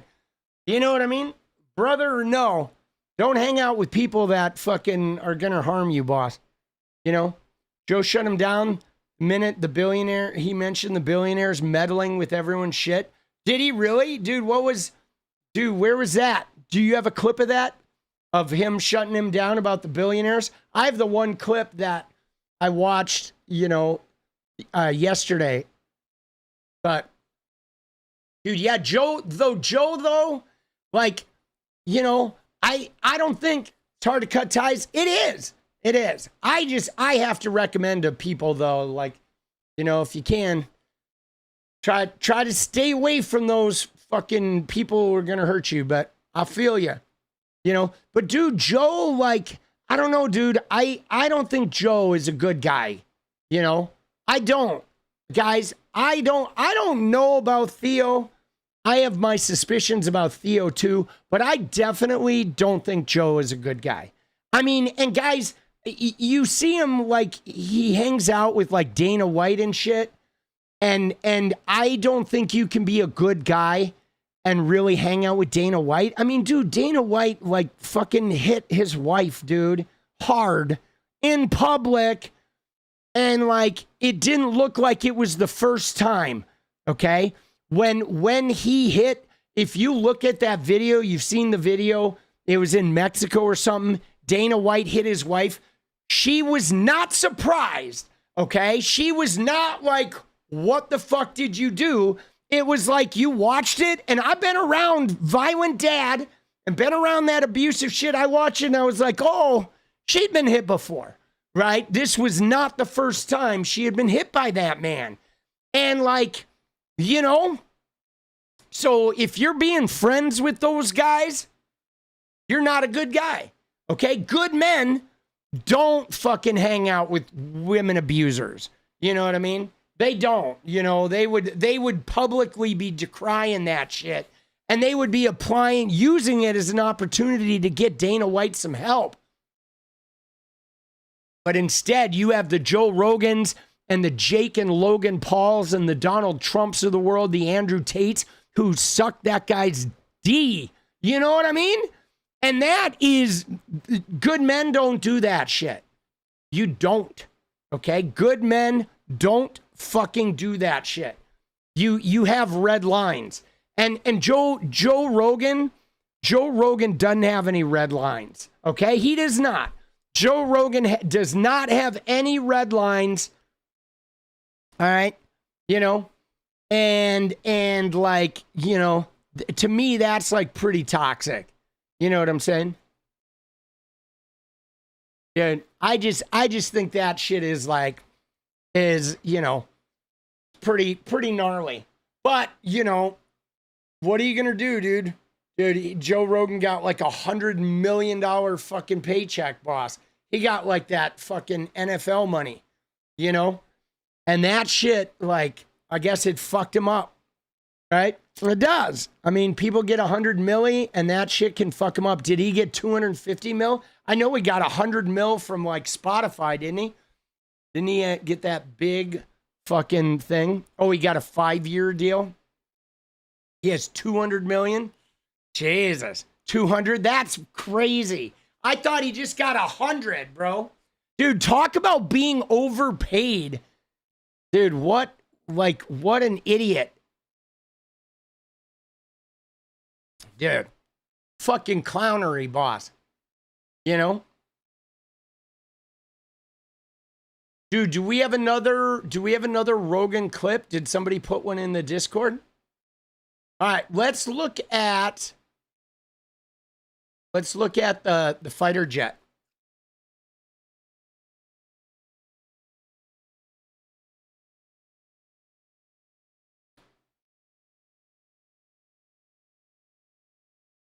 Dude, at some point, we're going to probably have to talk about the Sam Altman thing, too.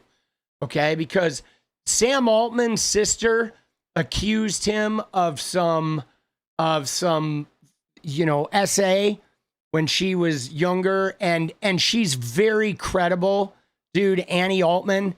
And in fact, like some of Sam Altman's responses to his sister have been very triggering for me because it's like, whoa, that's the way they responded to me too. You know what I mean? The family stands with him. Yeah, but so guys, the family usually does though. Let me just tell you my little interjection. Okay. I went through years of EMDR, figured out that 2 half brothers I had shared a room with when I was in 1st and 2nd grade had abused me, right?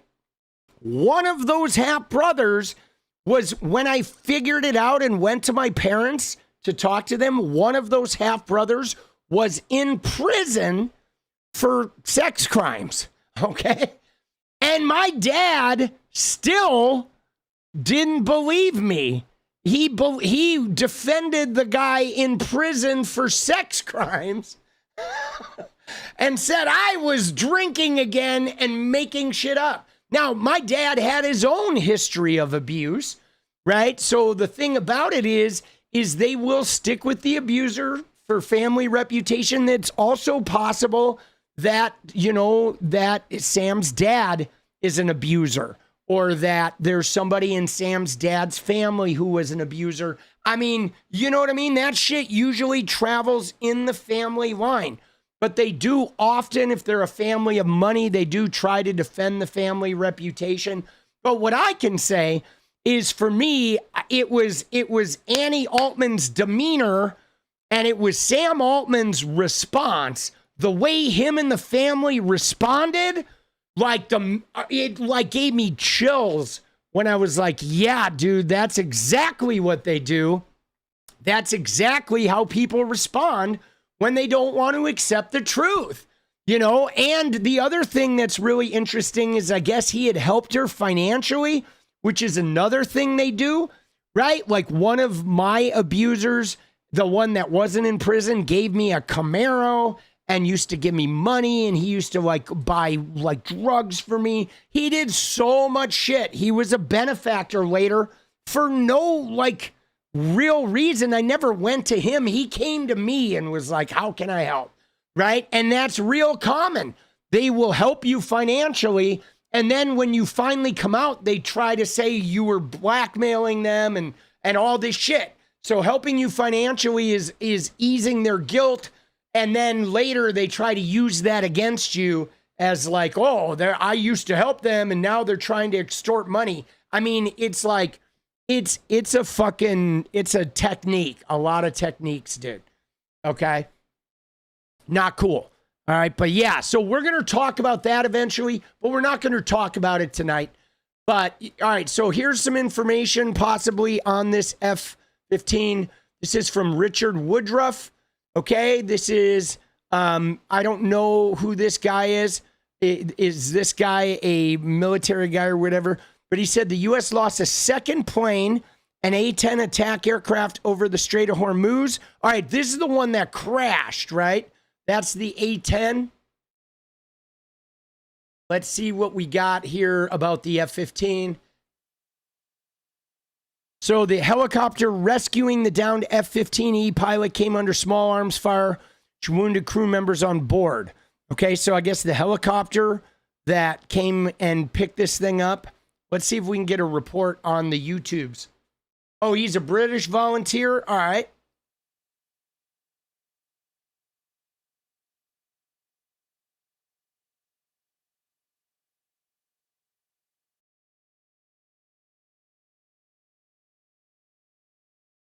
We got Fox. Dude, should we see the Fox News clip? Dude, I mean, all I'm seeing is Fox News and CBS, which are both fucking bullshit, right? All right, let's look at the Fox News clips and see how they cover this shit. This is from 8 hours ago. Colonel Dan Rooney, decorated F-16 fighter pilot who served 3 combat tours in Iraq, and is a 2-time Top Gun recipient. Sir, thank you for joining us. First and foremost, thank you for your service. Your thoughts on this? Well, number one, thoughts and prayers with the Thoughts and prayers. All right, you can see it's shot over by Karg Island. So, guys, just so you know, this is Iran, Iraq, Saudi Arabia. Down here, you have fucking UAE and Qatar and stuff. So, Karg Island is right about here. And Karg Island is where Iran processes their oil. And it has also got attacked a little bit earlier, like some of the military aspects of that. So it looks like the F-15 was shot down near Karg Island. The Strait of Hormuz is all the way down here. It's that little area right there. So yeah, thoughts and prayers are fucking, dude, so stupid. I don't even want to watch this. Dude, the guy started off with thoughts and prayers. I'm like, bro, dude, I can't do it. I'm sorry. Dude, do we have anybody? Why is no other news talking about this? Why is it only Fox? Isn't that weird?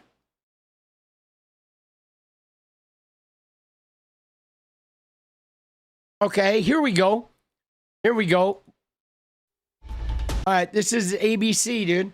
Or I guess, you know what it is, guys? I guess I only see Fox because I watch so many right-wing shitters, right? You know what I mean? That's the thing, right? I watch so many right-wing shitters that the algorithm probably only shows me Fox News, dude. Yeah, the thoughts and prayers, like, I'm sorry, guys. For me, anyone who uses the thoughts and prayers phrase, to me, if you're not using it ironically, you get a boot in the ass. Like, I'm not even dealing with you because it is such a phony ass sentiment. It's so phony, dude. Oh yeah, first off, thoughts and prayers. Dude, dicks and butts. If someone says thoughts and prayers, I'm going to say, oh, you mean dicks and butts? Yeah, all right, dicks and butts. You like dicks and butts. Okay, all right, thank you for that. This is an ABC News special report. Hi, I'm Diane Macedo. We are coming on the air with breaking news. A U.S. official confirms to ABC News that it appears a U.S. fighter jet has been shot down by Iran. Now a search and rescue operations underway. Let's get to our chief global affairs anchor, Martha Raddatz. Martha, what do we know so far? Well, Diane, what we do know is this was a 2-seater aircraft. The pilot would be in front, the weapons systems officer would be in back, and this would be a very dramatic and very dangerous rescue. Iran's Revolutionary Guard saying that Iranian forces had shot down the U.S. fighter overnight, with Iranian state media releasing images of the wreckage of a jet and of an intact ejection seat. The IRGC said it was an F-35. But from the images that we do believe are credible but have not independently verified, it looks like an Air Force F-15. Now, U.S. pilots are trained in what is called 𝗙cie if they are shot down or have to eject over enemy territory. 𝗙cie stands for survive, evade, resist, and escape. The pilots, the navigator, of course, know that Iranians would be looking for them. In fact, Iran put out a message to shoot the pilots if they were found, and a reward was being offered. Later, they said if they are found alive. This comes after President Trump claimed in his speech on Wednesday night that the Iranians have no anti-aircraft equipment. Their radar is 100% annihilated. The president saying we are unstoppable as a military force. But again, this is a very, very dangerous mission. Now, see, guys, this is a really important point, okay? Because, it shows that, like, Trump's lying to us, okay? And, I mean, we know that he's lying to us, and every sane and rational person knows that he's lying to us, but the fact of the matter is he keeps saying, we destroyed their entire Navy, we destroyed their entire Air Force, we destroyed everything, all the people are dead, everything has been taken out, they just won't fucking, they just won't give up. But they're shooting down, $175 million planes, So they are clearly not yet out of goods, or they're not out of anti-aircraft missiles. They're certainly not out of ballistic missiles. Now, I do want to say another thing, though, guys, about the $15 billion that Iran has taken in since the beginning of this war, is because we had sanctions on their oil. And because of them shutting down the Strait of Hormuz, what Donald Trump did, since they had no actionable plan to protect the Strait of Hormuz, they didn't think about the Strait of Hormuz before they attacked in this stupid ass war. They got into a situation where they were panicking about the price of oil, so they removed the sanctions, right? They removed the fucking sanctions, so Iran's been able to sell oil at like 3 times what they were selling it from before. So they are flush with cash. We literally provided them with the mechanism to just refurbish their entire military. Why? Because Donald Trump is a fucking moron, right? That's why, because he doesn't know what the fuck he's doing, dude. Okay? He does not know what he's doing, right? He's stupid, dude. We literally are paying them to go to war against us. Dude, what an idiot, right?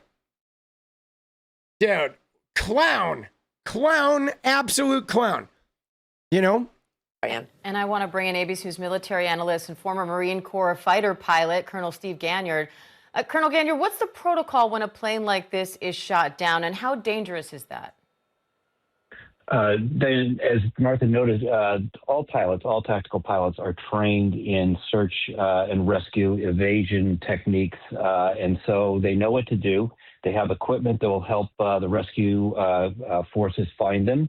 We're seeing some extraordinary pictures coming out of Iran that appear to be credible, showing U.S. Air Force combat search and rescue C-130s and Blackhawks at low altitude searching for these crews. So they've got the best of the best out there looking for them, and hopefully that this has a happy ending.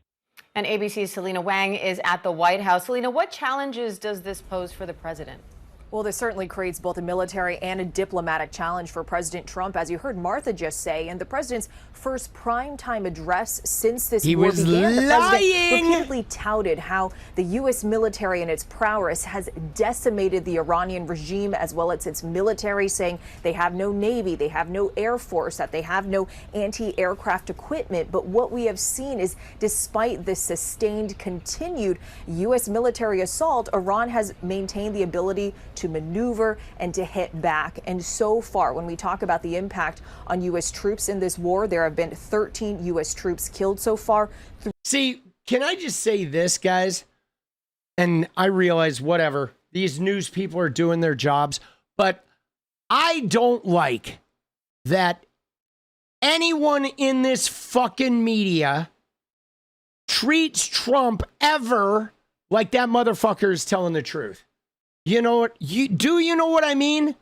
That guy lies so much And he has lied so often, and still every time he says something, people act like he's telling us the truth. And I am so tired of that charade, okay? Of that charade where people they should just say, why should we believe this? You've done nothing but lie for 10 years, okay? You are a despicable liar. Now you've said they had no weapons. Now they're shooting down planes. When are you going to stop lying? You know what I'm saying? When are you going to stop lying? What is even the truth? Like, you know, and I realize, though, it's hard because he's just going to keep lying. So even if you call him out, he will lie to evade the calling out. So I don't know what you do. I mean, maybe at some point you could just stop talking to him, you know, but then if you stop talking to him, you're not holding him accountable at all. So, I mean, it's just really hard. I guess there's no good way of doing it. I just wish every time they were talking about him, they would just say, like, Trump has lied again, right? Like, she could say, this proves that Trump has lied again, because we all thought he was lying when he said it's been decimated, but they've been shooting ballistic missiles. They've been hitting the bases. There's, 13 people dead. They're lying about the number of casualties. Now we've caught him lying about the fact that they don't have anti-aircraft missiles. And so we are, Trump is lying about this war the same way that Kristi Noem lied about Alex Preddy pulling a gun. And so that's where we're at, is we are at war and the president is continuing to lie about it. Okay, that would be, I would like that at least. 348 troops who have been wounded so far in this conflict. And it also comes as the American people have been waiting to hear more from the president about how all of this could end. So, I mean, she did list the casualties. She said 13 people dead and 348 wounded. So that, I'm impressed. They're at least like putting the casualty numbers out there, The president has said that there will be another 2 to 3 weeks of intense bombing. At the same time, he has said that this conflict, this military operation, is nearing its end. Dude. And ABC's Britt Clennett is in Jerusalem. We've never heard that before, have we? 2 weeks? Britt, what more are you hearing from the region? Well, more intense exchanges of fire today with no sign of the fighting abating. That's despite, as Selena was saying, President Trump saying that they could finish the job in another 2 or 3 weeks. We're talking 13 U.S. service members killed already, more than 300 wounded since this war began 5 weeks ago, including an attack on a Saudi air base and during a refueling mission. The Israeli death toll, it stands at 19 civilians, 10 soldiers, 4 Palestinians killed in the West Bank. The death toll in Iran at more than 3,500 and injured nearly 100. That's according to local officials there. But certainly, this is adding to the unpopularity of this war, not just at home, but abroad. Trump saying that the U.S. hasn't even started destroying what's left in Iran. Certainly, even the allies are showing growing frustration. And Martha, I know you'll be watching this closely to see how it plays out. What could this mean for the trajectory of this war now? Well, I think we have to keep a close eye on this rescue mission, and we are all hoping and praying that the pilot and the navigator, the weapons systems officer, are okay. They did eject separately. That is how that works, within milliseconds of one another. So they are not necessarily right by each other, but certainly in the same vicinity. But this could really put a lot of pressure on the Pentagon and the American public. Dude, can you imagine? Like, let me just tell you, like, that would be fucking nerve-wracking.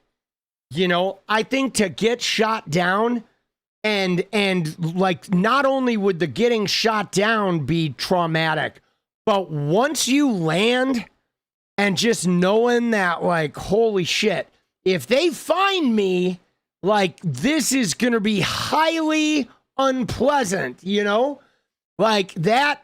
That's got to be stressful. And I know they're trained in it, But it's got to be stressful. Now, I don't know. I think somebody got out. I think they picked somebody up. Yeah, the pilot was rescued. Okay, they did get one of the guys. NBC News has learned that I think one guy is still missing. Okay, and they're they're trained, but training is one thing, right? But when you're out there and it's the real deal, I mean, granted, if you're well trained, you just go into like robot mode, like you got to shut down. And you got to focus on the task at hand, but it's got to be stressful, guys. It's got to be stressful. You know what I mean? Now, I would hope, right? I would hope these guys, that the kind of guys that make it to these types of pilot missions are the dudes that are well versed in, like, just shutting down and focusing on business. But yeah, it's got to be intense. NBC News has learned that one American pilot was rescued by the U.S. military after an F-15 U.S. fighter jet was shot down over Iran. And that pilot who was rescued is still, in fact, alive. That is according to a U.S. official. Another American pilot is still, though, unaccounted for. I want to bring in our senior national security correspondent, 𝗙cie𝗶𝗽𝗀, who's standing by for us. 𝗙cie, this is a fast-moving story here. What are we learning? Yeah, so at this point, it's literally developing minute by minute. According to a U.S. official, it does appear that this F-15E, it's often known as a Strike Eagle, that it was shot down by Iran. It's deep inside of Iranian territory. The two pilots are believed to have ejected from that aircraft. And as you mentioned, we now know, according to a U.S. official, that at least one of those individuals has been recovered alive. We don't know anything else about that person's condition. Search and rescue efforts remain underway right now. Now, what's standard in a case like this, the U.S. has gone to war in Iran. In advance of a big military action like this, the U.S. would generally put forward in the region something known as a personnel recovery team. In this case, most likely, just given the operational tempo and the size of this war, they would have put multiple personnel recovery teams. And they are on a constant standby while the U.S. is flying any kind of combat missions like this, so that if there is something that happens where U.S. Service members go down essentially behind enemy lines, they can respond immediately to go in and try to find those individuals. Now, this is the first time that we know about that a manned aircraft has gone down inside Iran as part of this war. And it's significant, Yasmin, and that is because it dispels this idea that the U.S. has complete and total autonomy or control over the airspace over Iran right now. While they may have largely control over it, that doesn't mean that it is not a dangerous mission for U.S. men and women. Yeah, thank you. I mean, dude, I believe Trump, he had a direct quote, guys. Let me find this quote, because he said, like, I think he made a direct quote about the airspace, if I remember right, where he said that, like, man, we're flying over Iran like nobody's touching us, right? Right here. Dude, you ready? Look at this. The Navy, we've obliterated just about everything there is to obliterate, including leadership. Their Navy's gone, their Air Force is gone, their anti-aircraft equipment is gone. We're flying wherever we want, Pete. We have nobody even shooting at us. They have, and as you know, their leadership is gone. Oh, yeah. See, I remember that quote. Yeah, I've been watching you, Trumpy. You fucking piece of shit. Right? The anti-aircraft equipment is gone. We're flying where we want. Right? We have nobody even shooting at us. Yeah, that was... boom. That was, 12 days ago, guys. That was fucking 2 weeks ago, boss. Look at that. March 19th. Right? 2 weeks ago, guys. That is literally, that's like, that's 16 days, 2 weeks and 2 days ago. He's like, dude, we're doing whatever. Oh, that's interesting. Yeah. What a liar. You know what I'm saying? Like, what a fucking liar, boss. Their leaders are gone. They picked new leaders, they're gone. They picked new leaders, they're gone. And now they're looking for new leaders again. Oh, yeah. He's just lying. Right? Yeah. Very not good. Not good for Trumpy. But guys, you know, I appreciate though, this reporter was like, you know, even though she's not doing what I want, which is says, yeah, the president is a liar. But she's like, well, yeah, this definitely dispels the rumor that, you know, we're flying where we want, that we control that airspace, because we obviously don't control the airspace. And I mean, we know this. We know, everybody knows this, but man. We're flying over there. There are hundreds of targets that they are still striking every single day. That is manned and unmanned. But we know that in recent days, the U.S. has really upped the number of bomber runs. So obviously manned bomber fighters, aircraft that have been flying over Iran. It still remains an extremely dangerous mission for them, Yaz. Yeah, it's a good point. We have heard repeatedly from Secretary of Defense Hegseth, along with the president as well, that the U.S. has complete and total control over the airspace within Iran. And now seeing the downing of this F-15 fighter jet certainly speaks to a different perspective as to this ongoing war. Court, do we have any reporting as to whether or not this individual, this fighter pilot, is actually still inside Iran and safe, or has he left Iran? We don't. That's one of the questions that we're trying to figure out, is if they've actually gotten the individual out of the airspace and presumably to some sort of medical attention. And we don't know that quite yet. I mean, see, here's what I don't like, guys. Okay. What I don't like is this is if Trump is lying to us about this and he's minimizing, you know, the reality of this situation, and he's like, you know, arrogantly like presenting like this is a pip and it's almost over, when in fact it's not over, then you know that everyone he's leading is like not on sure footing. Okay. Because one of the things, you know, about any type of intense mission, whether it's combat or on a film set or what have you, right? There are film sets where there's like very precise things need to happen or somebody could die, okay? And those types of sets only work well when the people up at the top are fucking honest and direct and no bullshit. And you know that they're being honest and direct and no bullshit, so therefore that bleeds on down the line and everybody functions at a high level of personal responsibility because it's starting up at the top. But the thing is when you have the president lying and minimizing and everyone's covering and Hegseth is hiding casualty numbers, you know that all of the troops are fucking at risk, bro. Every single one of those guys. Now Hegseth is firing generals and shit.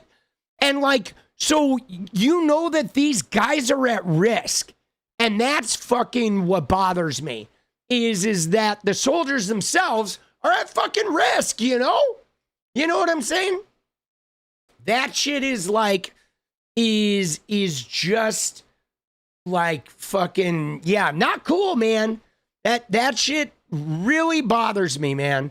It really does. It's bad leadership, okay? Bad leadership, man. I mean, the situation remains very sensitive because obviously if the U.S. is looking for this second pilot, Iran is probably looking as well. And so right now it is really a race against time to see who can find that person first and hopefully find them alive and get them to safety and some sort of medical attention, anything that they may need. Dude, 42 Tommy, let's go 𝗙cie𝗶𝗃, let's go!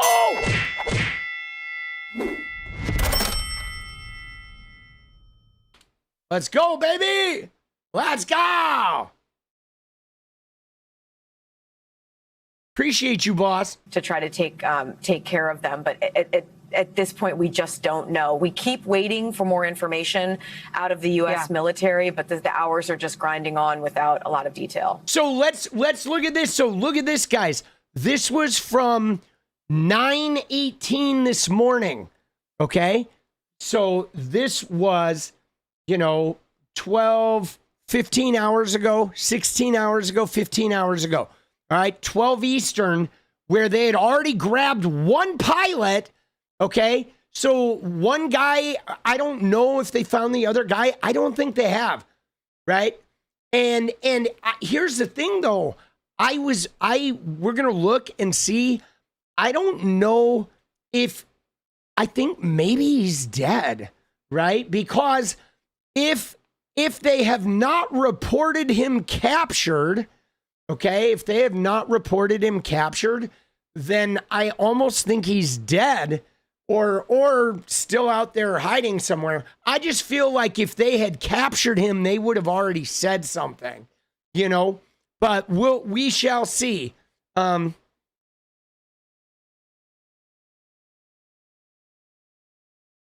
So only one guy, 12 hours ago, it only looks like one guy has been rescued. The other guy is not. Let's see about the second plane. Okay.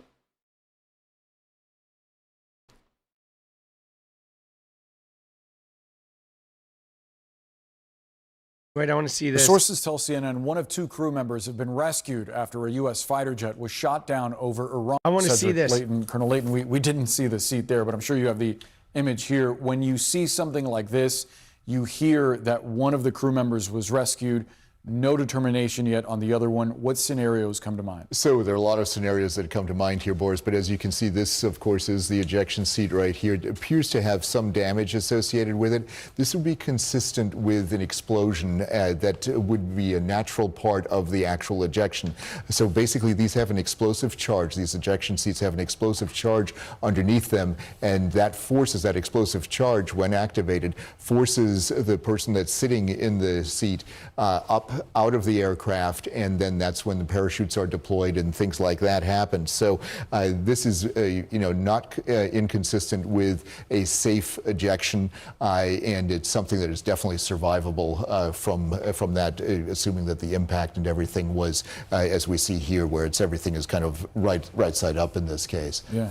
When it was initially reported, state media in Iran suggested that this was an F-35 stealth fighter jet, but upon closer inspection of some of the photos of the wreckage, analysts have since determined that this is more likely an F-15. It's more consistent with the makeup of an F-15. Help us understand. Yeah, that is absolutely right. So, you basically look at the type of metal that is used in this particular case. You look at the markings, and you look at the way in which all of this is, printed in, stenciled in here, and the type of rivets that you see.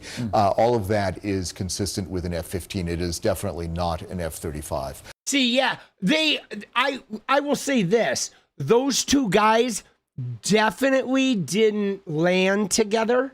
There's probably no way. I mean, there's a fraction of time between the two ejections because they don't eject at the same time. But like, those fucking planes are moving, and that shit is like, there's a lot of distance.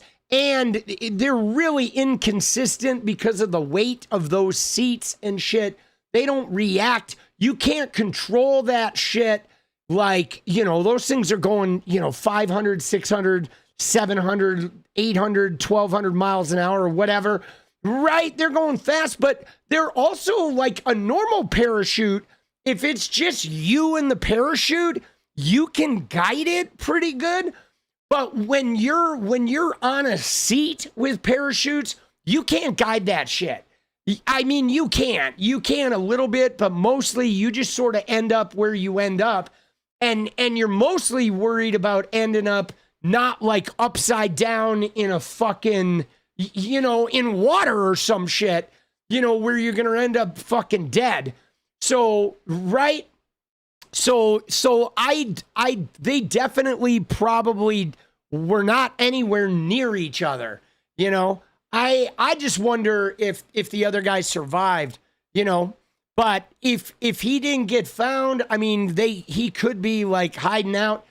People have said it is pretty mountainous terrain. If he landed somewhere way up on a mountain, like, we don't know where this guy could be.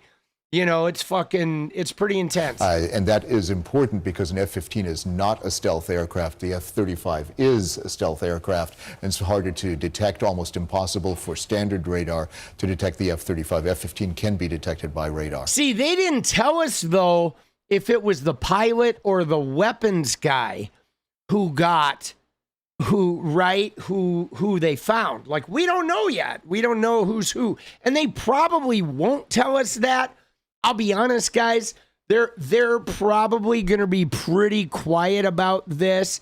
Is it the weapons guy missing? Because they don't really want Iran to know who's missing or who's not missing. You know, that can put those guys in a dangerous situation. Like, I would think they would try to be real quiet. If it were an about F-35, I imagine that it would symbolize a different capacity for Iran's military, whereas this does not. I do want to get your thoughts on the video that was geolocated by CNN. Yeah, look at that right there. 1875 miles per hour on an F-15, which means if it's crashing, it may have been going less than that if it was in a stall or something, right? It may have been slowed down. But if it was like heading southward, like down, it could have been going even faster than that. So this could have been anywhere from 700 miles an hour, 500 miles an hour if it's like in a stall, or, 2,000 if it's like Screaming Eagle on the way down. That's fucking crazy, bro. Showing a plane flying low over the ground while 2 helicopters are nearby. It's believed to be part of the rescue operation. Walk us through what's happening. Yeah, so what you see here is there's a refueling aircraft here. That's a C-130, an HC-130, and that's designed to refuel helicopters like this. These are probably the HH-60 helicopters that are being used by the Air Force's search and rescue capability. There's a search and rescue unit that's out of the 1st Special Operations Wing that could possibly be involved in this. And these aircraft are designed to extend the range of the helicopters so they can go further into the area that we have here. So when you look at the area that you see here, this is in southwestern Iran called Khuzestan province. This is the area where this is most likely to have occurred, and it is an area where they would have had the capability to refuel even in Iranian airspace, so that could then extend their range into other parts of Iran if necessary. Put this into context for us, because even if it is an F-15 and not an F-35, there is still some symbolism to draw from this, especially because just a few nights ago, you had the President of the United States touting the U.S. military's ability to destroy Iran's offensive capability. We've heard the Defense Secretary talking about dominion over the skies of Iran.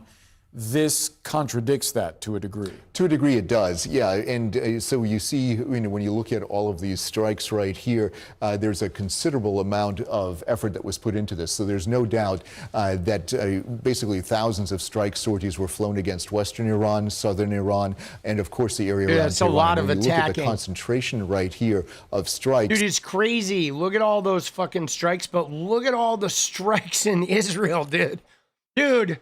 Isn't this wild, right? Because when you look at this, right, these are all the strikes that they've done in Iran. But look at Israel, dude. Israel, the whole fucking country, it's just like a sea of red dots, bro. It's so fucked up, dude. What's going on over there, dude? Iran is like, fuck you, boss, dude. It's like so crazy. It's what they get though for fucking like attacking everybody all the time, dude. Jesus, they're getting hammered over here too, dude. Jesus, that is fucking wild, dude. Tehran's definitely getting laid upon too, dude. In this area, and then you look at the types of strikes that were done here in the western part of the country and in the west central part of the country. You can see that there are a lot of areas. There's not a lot going on by Hormuz, though. Dude, Lebanon? Yeah, no, I know Lebanon's up there have too. Been hit. And of course, the Iranians are doing the same thing over here in Israel as well.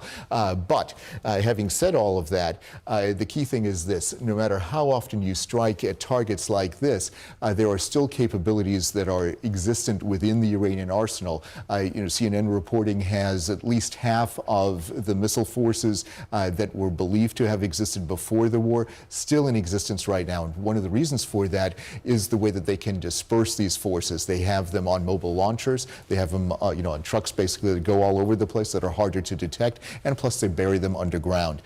See, that's just it, guys. That is the nightmare here. Okay, is that Iran is a very military-oriented country. It's a big country. They have a very big population. They have oil. They're not a poor country. And they've spent a lot of money on their military. I mean, guys, let me just tell you, Israel are like terrorists over there in the Middle East. They're total fucking brats, threatening everyone. And so Iran has been armed to the teeth, man, because living near Israel, they have to be. Because Israel is totally fucking untrustworthy. And so they know Israel is funded by America. So they have been armed to the teeth. But it is not like, Iran's not like, hey, look at our military base with all our fancy equipment. There's caves and shit. They have like mountain outposts. Okay. Like the same way that their nuclear stuff was in a big cement fucking tomb, like all the way underground. Dude, all of their shit is in embedded into concrete bunkers in the sides of mountains and shit like that. And they're not fucking stupid. They don't have it laying out on the road. They're very evasive. I mean, what it reminds me of, guys? It reminds me a lot of Vietnam. Vietnam was the same way. Okay, Vietnam was the same way. It was in the jungle. They used natural cover. They had underground tunnels. A lot of their shit was not like your standard warfare because of the terrain. And they're adept. They can move around in those mountains. Those bunkers are probably connected to one another. I mean, they're used to operating underground the same way that like drug traffickers do that are crossing borders and shit.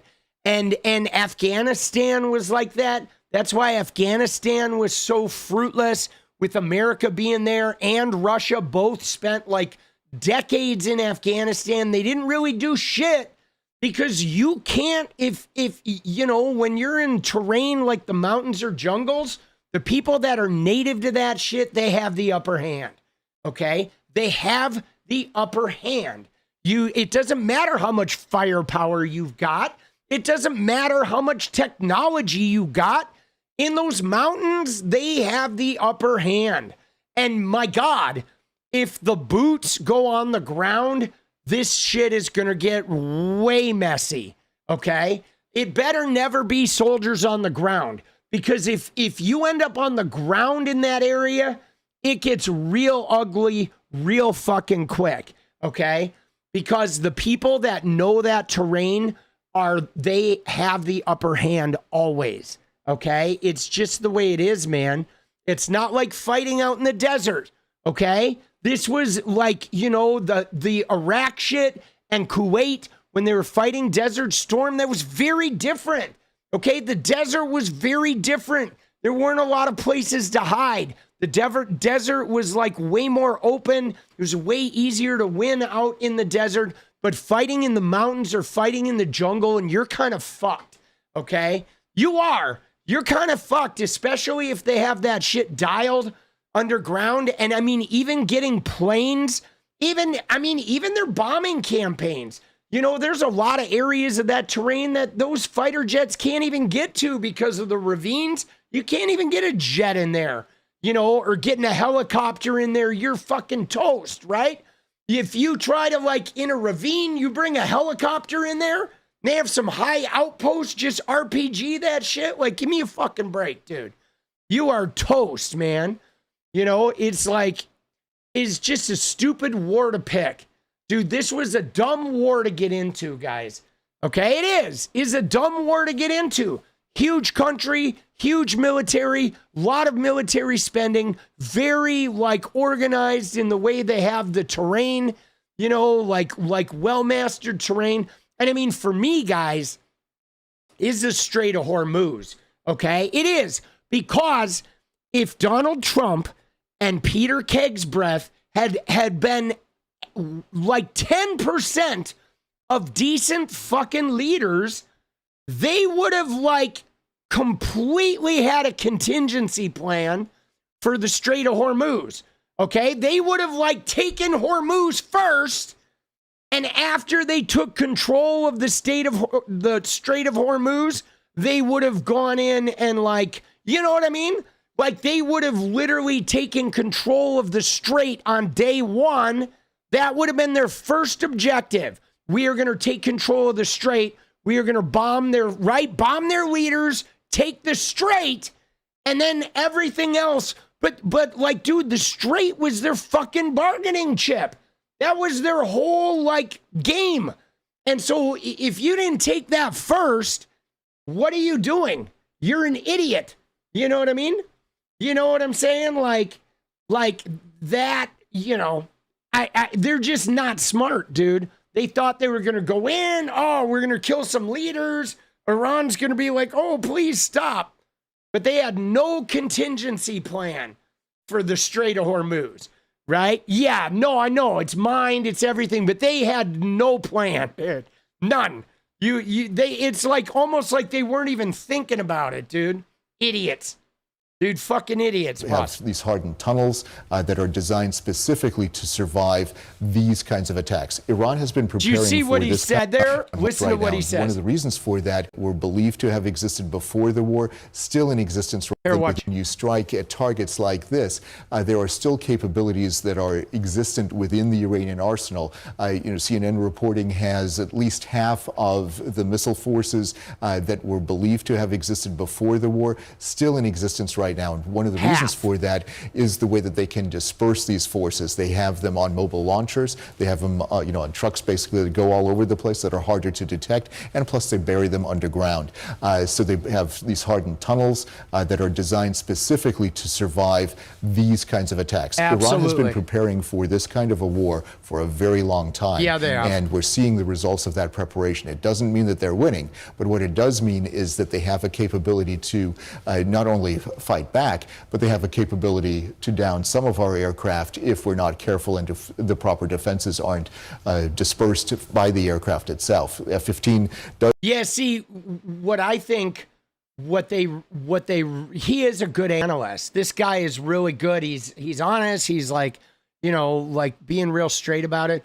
But you know what they have, guys?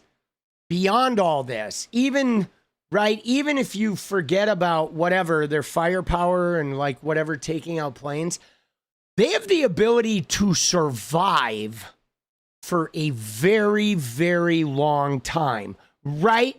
That's the thing is even if their firepower is like not as maximum aggressive like ours is, and they're not downing a lot of planes or they're not knocking out a lot of bases, what they have is they have the capacity to just survive for 10 years while America like spends all of our fucking money. Right? You know what I mean? Like Russia versus the Ukraine. What has Ukraine done? They've survived, man. Russia's military and their economy is fucking decimated, bro. Russia's going to be not a superpower ever again, probably 100 years. They're just so weak. You know what I'm saying? They're so fucking like beat up, and like they can do the same to us. Just make it so we spend endless amounts of money raining down bombs and all this shit, and they're still there taking out a plane, not resisting, still fucking up boats in Hormuz. You know what I'm saying? It's like that shit is the real danger. Is, you know, it's where you fucking wear your opponent down by, you know, contrition. You know what I'm saying? It's like you beat your opponent by fucking expending all their resources, right? And you know what it reminds me of, guys? Heavyweight boxing, okay? There are some guys in heavyweight boxing who can just take an endless beating. Attrition, yes, thank you. They can take an endless beating, right? And so that heavyweight boxer just is getting pummeled, you know, 10 rounds, 12 rounds, 14 rounds, right? And then what ends up happening is by the time that guy gets to the last round, the dude who's been beating the shit out of him, the guy's tank is just empty, okay?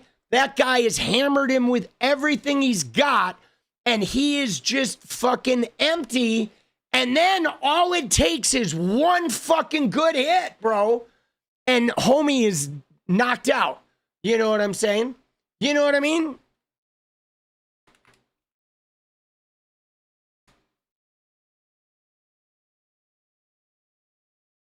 But anyway, sorry to use the wrong words, but yeah, it is like war of attrition, right? And just fucking, you know, where they just wear you down and just force you to expend all of your fucking resources, guys. You know, like you expend all your fucking resources and just get worn down. Man, I couldn't help but thinking about this with Iran. I just couldn't help but thinking about like a heavyweight fight. You know what I'm saying? That it's that heavyweight fight where you just let them pummel you and pummel you and pummel you and pummel you and pummel you. And then you just wait. You wait for that moment and then you fucking hit when everybody's weak, man. And that, like, guys, I feel like Iran, you ready? Like, I think Iran could literally go for like a decade. I shit you not. I think America could bomb the shit out of Iran with all those red circles and keep pummeling. And I think Iran could last for 10 years or more, especially with the amount of money they're making since they removed the sanctions or letting them sell oil. Like, we're funding their fucking, their fighting, you know?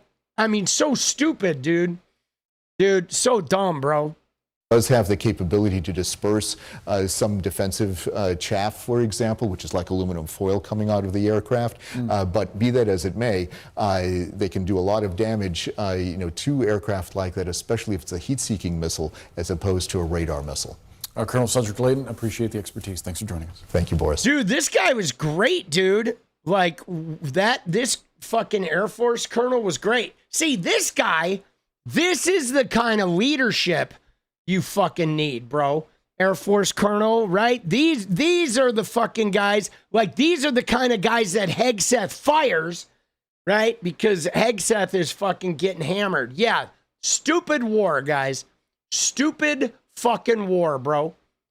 Dumbest shit I've ever seen in my life, boss. Dumbest shit. I really like this guy. Who is he? He is Colonel Cedric Layton, right? Fucking A, dude. Let's go, boss.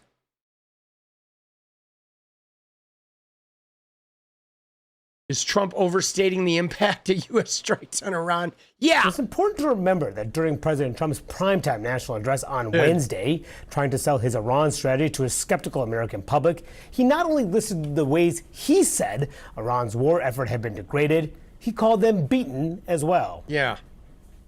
Tonight, Iran's Navy is gone. Their Air Force is in ruins. Their leaders, most of them, terrorist regime they led, are now dead. Their command and control of the Islamic Revolutionary Guard Corps is being decimated as we speak. Dude, he can barely fucking talk, bro. Dude, you see Trump? He's reading off a teleprompter, and it's like, dude, he's fucking brain dead, bro. Jesus. You see how he can't even read? He is half dead, dude. Dude, I'm not sure Trump is actually alive, dude. At this point, I'm thinking, I don't know, dude. Maybe they're like electroshocking the words, dude. Does he have a Neuralink chip in his fucking head or what, dude?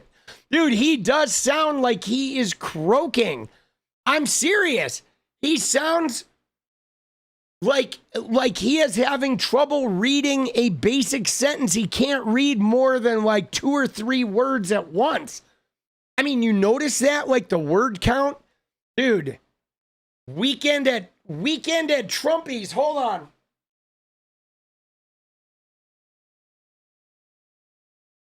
Dude, it's fucking weekend at Trumpy's. Their leaders are gone. Air Force is gone. Missiles are gone. Everybody is dead. Their leaders are dead. They're going to surrender at noon in 2 weeks from now. Dude, his word count is like 2, bro. Homie can't say more than 2 words. He's not stringing more than 2 or 3 words, dude. Like, you know what I'm saying? Like he is like a YouTube thumbnail at this point, dude. Everything is like maximum 3 words, bro. Beaten and completely decimated Iran. They are decimated, both militarily and economically and every other way. Oh, there he got like 5, dude. Reporters at the table with me, including Jasmine Wright, who covers the White House for Notice. Look, the president has a penchant, shall we say, of, to put it mildly, exaggerating from time to time. But now this is life and death. This is the war. The president has a penchant of exaggerating from time to time. Fuck you, bro. Fuck you, CNN clown. The president has a history of outright lying, like exaggerating from time to time, a penchant for exaggerating, like lying about a fucking election for 5 years. The president has a pathological habit of outright lying, like blatantly and profusely every time he opens his fucking mouth. Okay? Let me correct that for you, CNN. You fucking shitters. Dude, Jesus Christ, bro. Like, give me a fucking break, CNN. I'm done with you. I'm not even watching any more of your stupid panel at that point, right? You and your fucking put a little more Brill cream in your fucking hair, bro. And go, like, I don't know, go have lunch with Theo Vaughn and Jared Kushner or some shit. Maybe get a little handy under the table, all right, for doing the good work of saying he has a penchant for occasionally stretching the truth. Dude, fucking what clownery, dude, did we just witness? Yes, 100% approval. Dude. Give me a fucking break. Bro, I want to hear that one more time. Hold on, here we go. Look, the president has a penchant, shall we say, of, to put it mildly, exaggerating from time to time. But now this... Dude, the president has a penchant, should we say, of, putting it mildly, exaggerating from time to time. Dude, I'm going to mildly put a boot in CNN's ass, right? And go looking for the prostate. Jesus. Dude, yeah, that is something else, bro. Oh my God, dude. Dude, I might make an entire video just on this moment. Like, seriously. fucking clownery, dude. Dude, that's not how, let me just put it to you this way, guys. You ready? So that's not how you stop fascism. Okay? You know what I mean? Like that kind of like, you know, there is a time to give somebody grace and there is a time to give someone the benefit of the doubt. But a person who outright lied for 5 years about an election, outright just, and he still is lying. You're going to give that guy that kind of headroom? You're going to give him that much rope when he's trying to arrest, you know, Gavin Newsom and J.B. Pritzker and his political enemies and threatening, you know, to like commandeer the elections and shit? And you're going to give him that much rope? That's dangerous. Okay? At that point, you're not even just like being cutesy. You're endangering all of our fucking safety here by not fighting authoritarianism when you act that flippant about his more blatant and dangerous aspects of his personality. Okay? Like, you know, that's irresponsible. Irre-fucking-sponsible, boss. You know? It is, dude. Dude, it is. That shit, that's some bullshit. All right.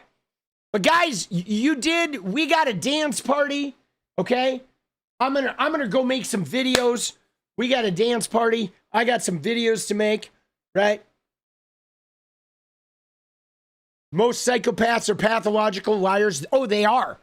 They absolutely are. Let me just tell you, because, guys, I come from a family of sociopathy, okay? I do. Like, my dad's a sociopath, and a couple of my half-brothers are, like, sociopaths.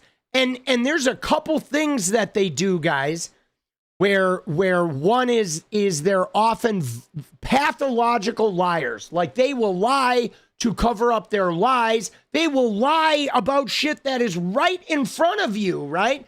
The other thing that they're often very good at, guys, is they're like instinctually good at manipulating and gaslighting, okay, in order to like win with their lie, which means even if you're calling them out, they're very good at like browbeating you in a very specific way tailored to every person they're gaslighting, especially when alone, into like getting you to like give in to their lie. They're super manipulative.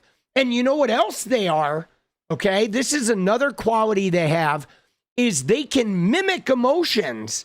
Okay, they really can. They can mimic emotions, which means like they, even though they don't feel sorry or they don't feel regret, they don't feel any sense of like, oh, I've done wrong. They can make you think they do, right? They come in and they're just like, I mean, women who have been abused by men will tell you about this, how the guy comes in and he really is so sorry.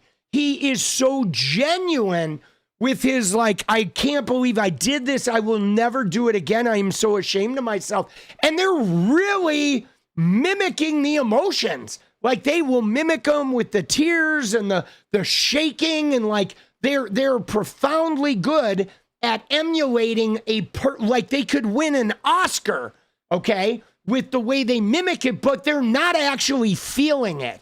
They don't give a shit. They are just doing that to fucking suck you in. And the minute you give in, they're like, I got you, right? They don't feel it, but man, you think they do. They're like so good at it too. They could literally be Oscar award-winning fucking actors, man. You know, they're so good. And that's what makes them so dangerous. So dangerous. It's fucking, I don't know, dude. They can mirror you, and they do it all like instinctually too, man. They're just consummate manipulators. Dude, they're so brutal. They are, dude. Dude, yeah, my dad was like, I tell you, dude, I mean, I got a lot of great things from the man because I'm like, I don't know, once I corrected the negative side of it, Like, I'm incredibly perceptive and empathetic, and like my hypervigilance is like a real asset. And you know, I'm a great networker. I'm great at like reading other people's emotional condition and knowing how to like, I don't know, be there for them, or how to like, you know, I guess be influential when I'm trying to, you know, get a deal together or get somebody to help me. But, you know, taking out the negative aspects, I got a lot of really positive stuff. But like, dude, my dad was like ruthless with that shit. Dude, he was like ruthless and manipulative and a gaslighter. Dude, just a thank you, chat. Be well, dude. Killer Charlie, let's go. Thank you, boss. Dude, yeah, he was like my dad was really toxic, man. You know what I'm saying? Like he could come in when you were at your low point, and he would come in and just like kick you right in the wound in a way that just left profound wreckage. And then he like enjoyed it. He enjoyed like destabilizing you and wounding you that way. It was like really ugly. You know what I'm saying? Ugly. Like that's just it. They will, like, those sociopathic types will wound you in profound ways, and they like get off on it. They like relish it, knowing that they're like tearing you down in a profound way, and you know they know, and they're just like loving it. It's sadistic, you know? You know what I mean? Dude, it's fucked up, bro. You know? It's fucked up. But, you know, in the end, though, I fucked him up, though. I did. I eventually got him. You know, I did. I mean, I stood up to him when I was like 21, when my mom was kicking him out of the house. And you know, I wouldn't let him back in the house. And I made it very clear to him that, like, I'm not a kid anymore. So if you think you got the stones, like, take a swing. But I suggest you don't. Because you've been fucking with me for, you know, 21 years. If you throw hands now, it's not going to end up well for you. But hey, man, you think you're tough. You know, give it a shot. And he did not, dude. So I fucking backed his ass off. But then the other thing I did much later on is I called him up one day and I fired him. Okay, I did. I called him up and I said, look, Dad, here's the deal. Like, you haven't been around a lot. You haven't really been there for me. You've been real closed off emotionally. And I just want you to know that I am firing you as my dad, which means, like, thank you for everything you've done up to this point. But now you're relieved. You're fired. I'm not going to be chasing down your approval anymore. I'm not going to be seeking you as like, oh, to share shit with you. I'm relieving you of your duties. So now you don't have to whatever feel guilty about your lack of contact and your, you know, lack of being around. And you're fired. Like, you're done. You're fired as my dad. Dude, that like totally fucking like threw him over the edge. And he did not like that. And then you know what the final nail was when I came out about my being sexually abused, and he denied, like, didn't believe me, and like took the side of the half brother who was in prison for sex crimes, mind you. And so you know what happened though, is I called him out on his own abuse because he had engaged in some SA with my mom's daughters. Okay, he had, and my half sisters. And so what ended up happening is when he didn't believe me, I called him out. And I said, you know what, Dad? I said, I'm telling the truth, but you know why you can't believe me? You don't believe me because you're an abuser. You're just like them. You SA'd like my two half sisters, and you are one of them. So that's why you're not hearing me right now, because you're a fucking abuser too. And then he was like, I'm done with you. I'm never speaking to you again. And he cut me out of his life. And I was like, fine, I don't fucking care. But I called him out on that too, right? Because fuck you, bro.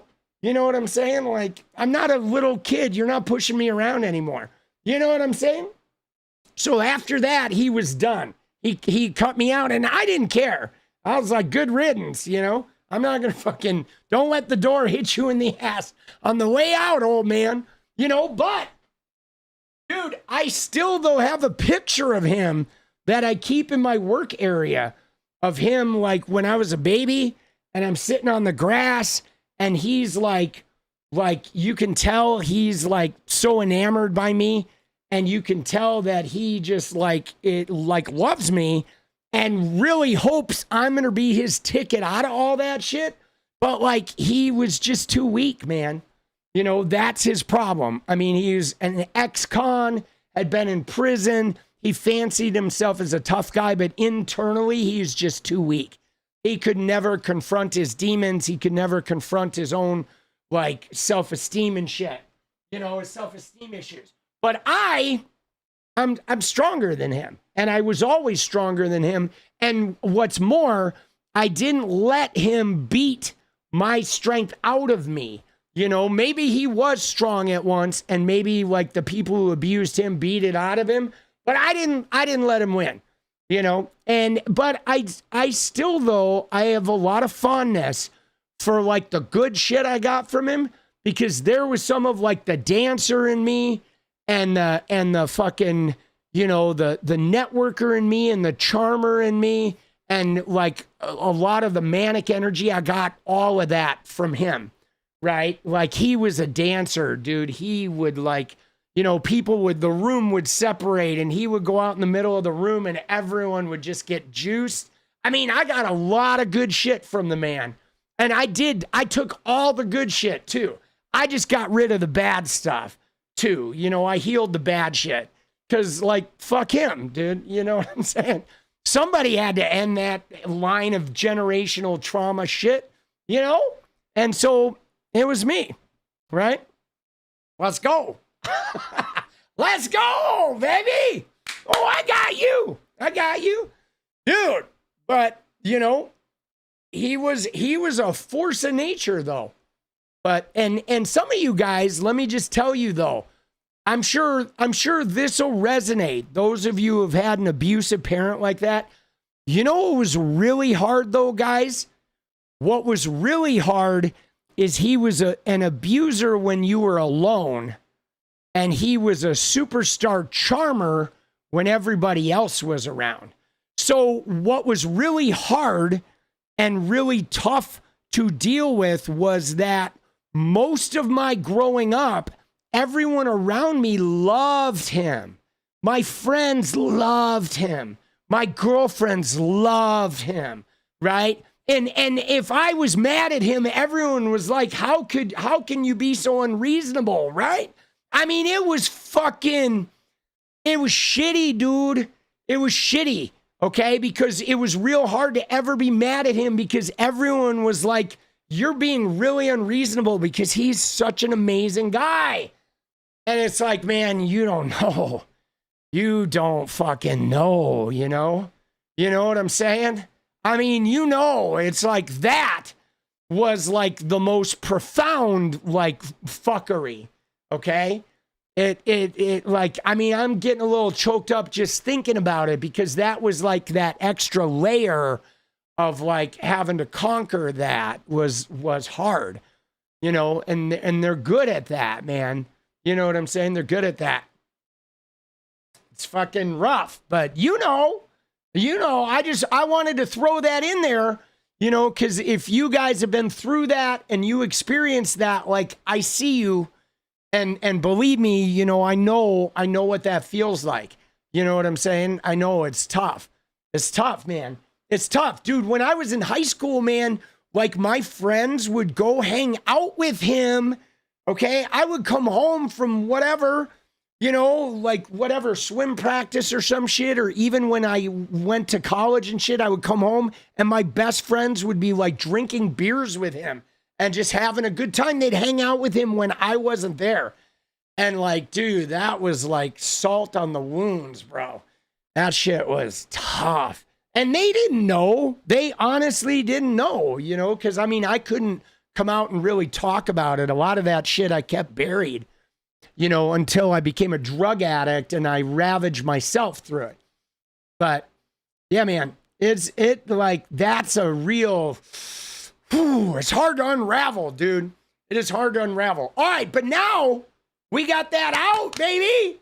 Now I'm going to take some of his dancing skills and a little bit of my own, and I'm going to regale you guys. You know what I'm saying? I'm going to regale. You guys ready to be regaled? The little dance party, we're going to fucking put all that energy to good use.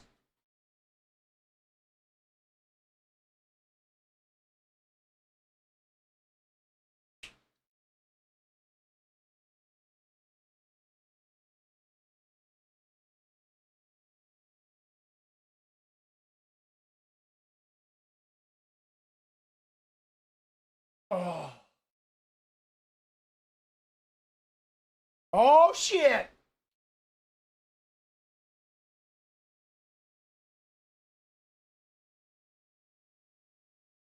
Get some therapy in. Let's go. Get clean, go to therapy. That's what I did. Dude, I'll be in June. It'll be 19 years sober, baby. 19, boss.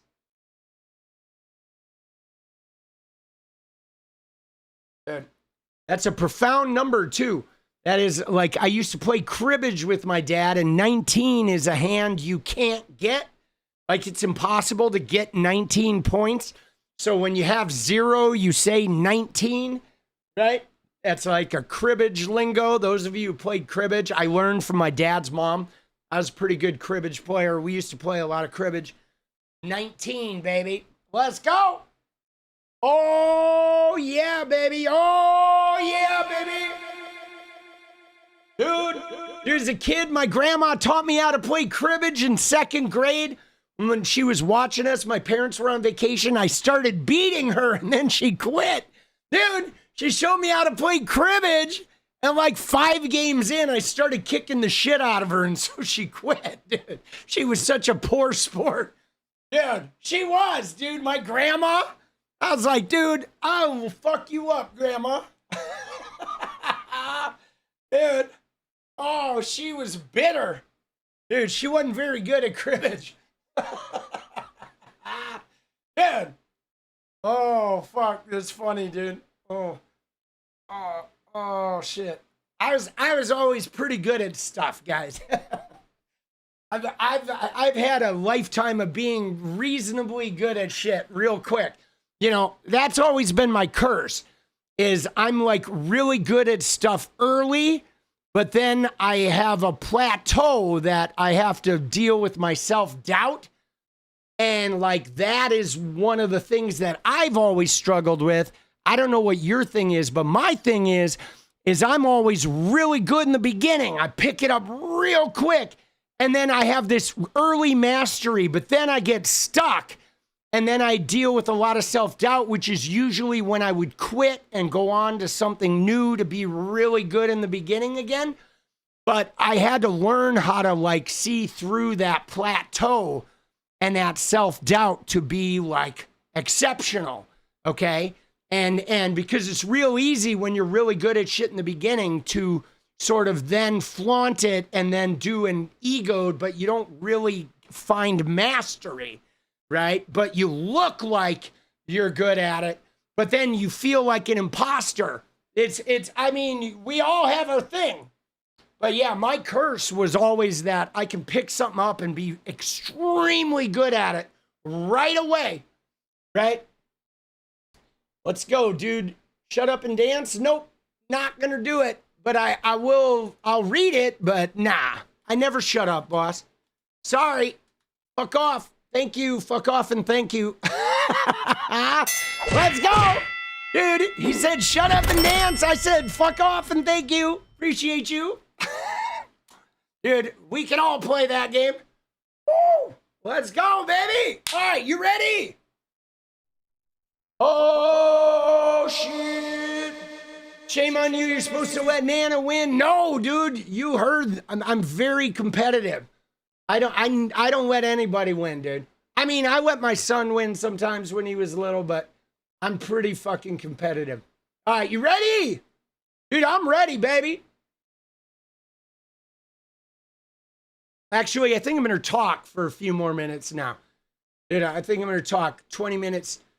Dude, Cenk Uyghur. Dude, Cenk Uyghur. Dude, grandma, she was competitive too, yeah. She was just not very good at cribbage too. You know, I was a precocious kid. And grandma was like, yeah.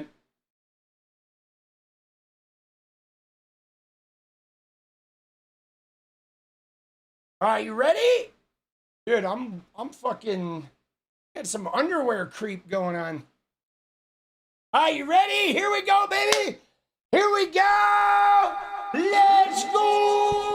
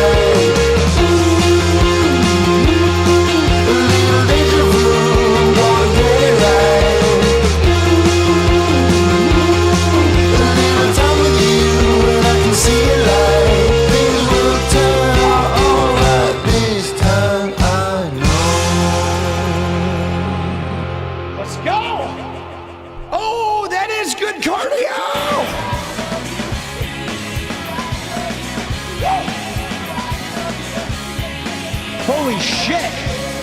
That is some cardio, bro. Oh.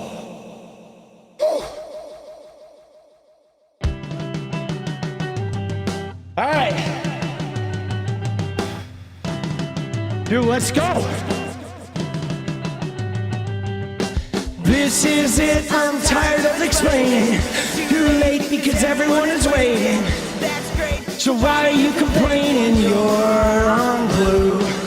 If I'm unsure, will anybody notice? It's my fault, cause I love you on purpose. Or just a little nervous, you're on blue. Who knows you're on blue? When every bruise looks good on you. Tell me who knows you're on blue. When every bruise looks good on you. Thank you, Stephanie! You found out nobody is perfect, and you doubt that anything is worth it. Look around, the world is is a circus, you're on blue. So provoking, I forgot to mention. Are you joking? I need some attention. Nothing's working, so change the direction. You're on blue. Who knows you're on blue? When every bruise looks good on you. Tell me who knows you're on blue? When every bruise looks good on you. Remember, guys, Fortnite tomorrow afternoon. It's not a political thing. It's just a killing shitters in Fortnite thing. That'll happen around 3-ish Pacific time. Just probably a short one tomorrow, just a couple hours. And then regular politics tomorrow night. All right? Dude, thank you for me not having to go through all this bullshit alone. Appreciate you guys. Thank you for being here. Thank you for all the support. Thank you for your dance party fucking encouragement and for helping me survive the Trump years. I will see you guys tomorrow. Take care of yourselves, guys. We need each other. Good night.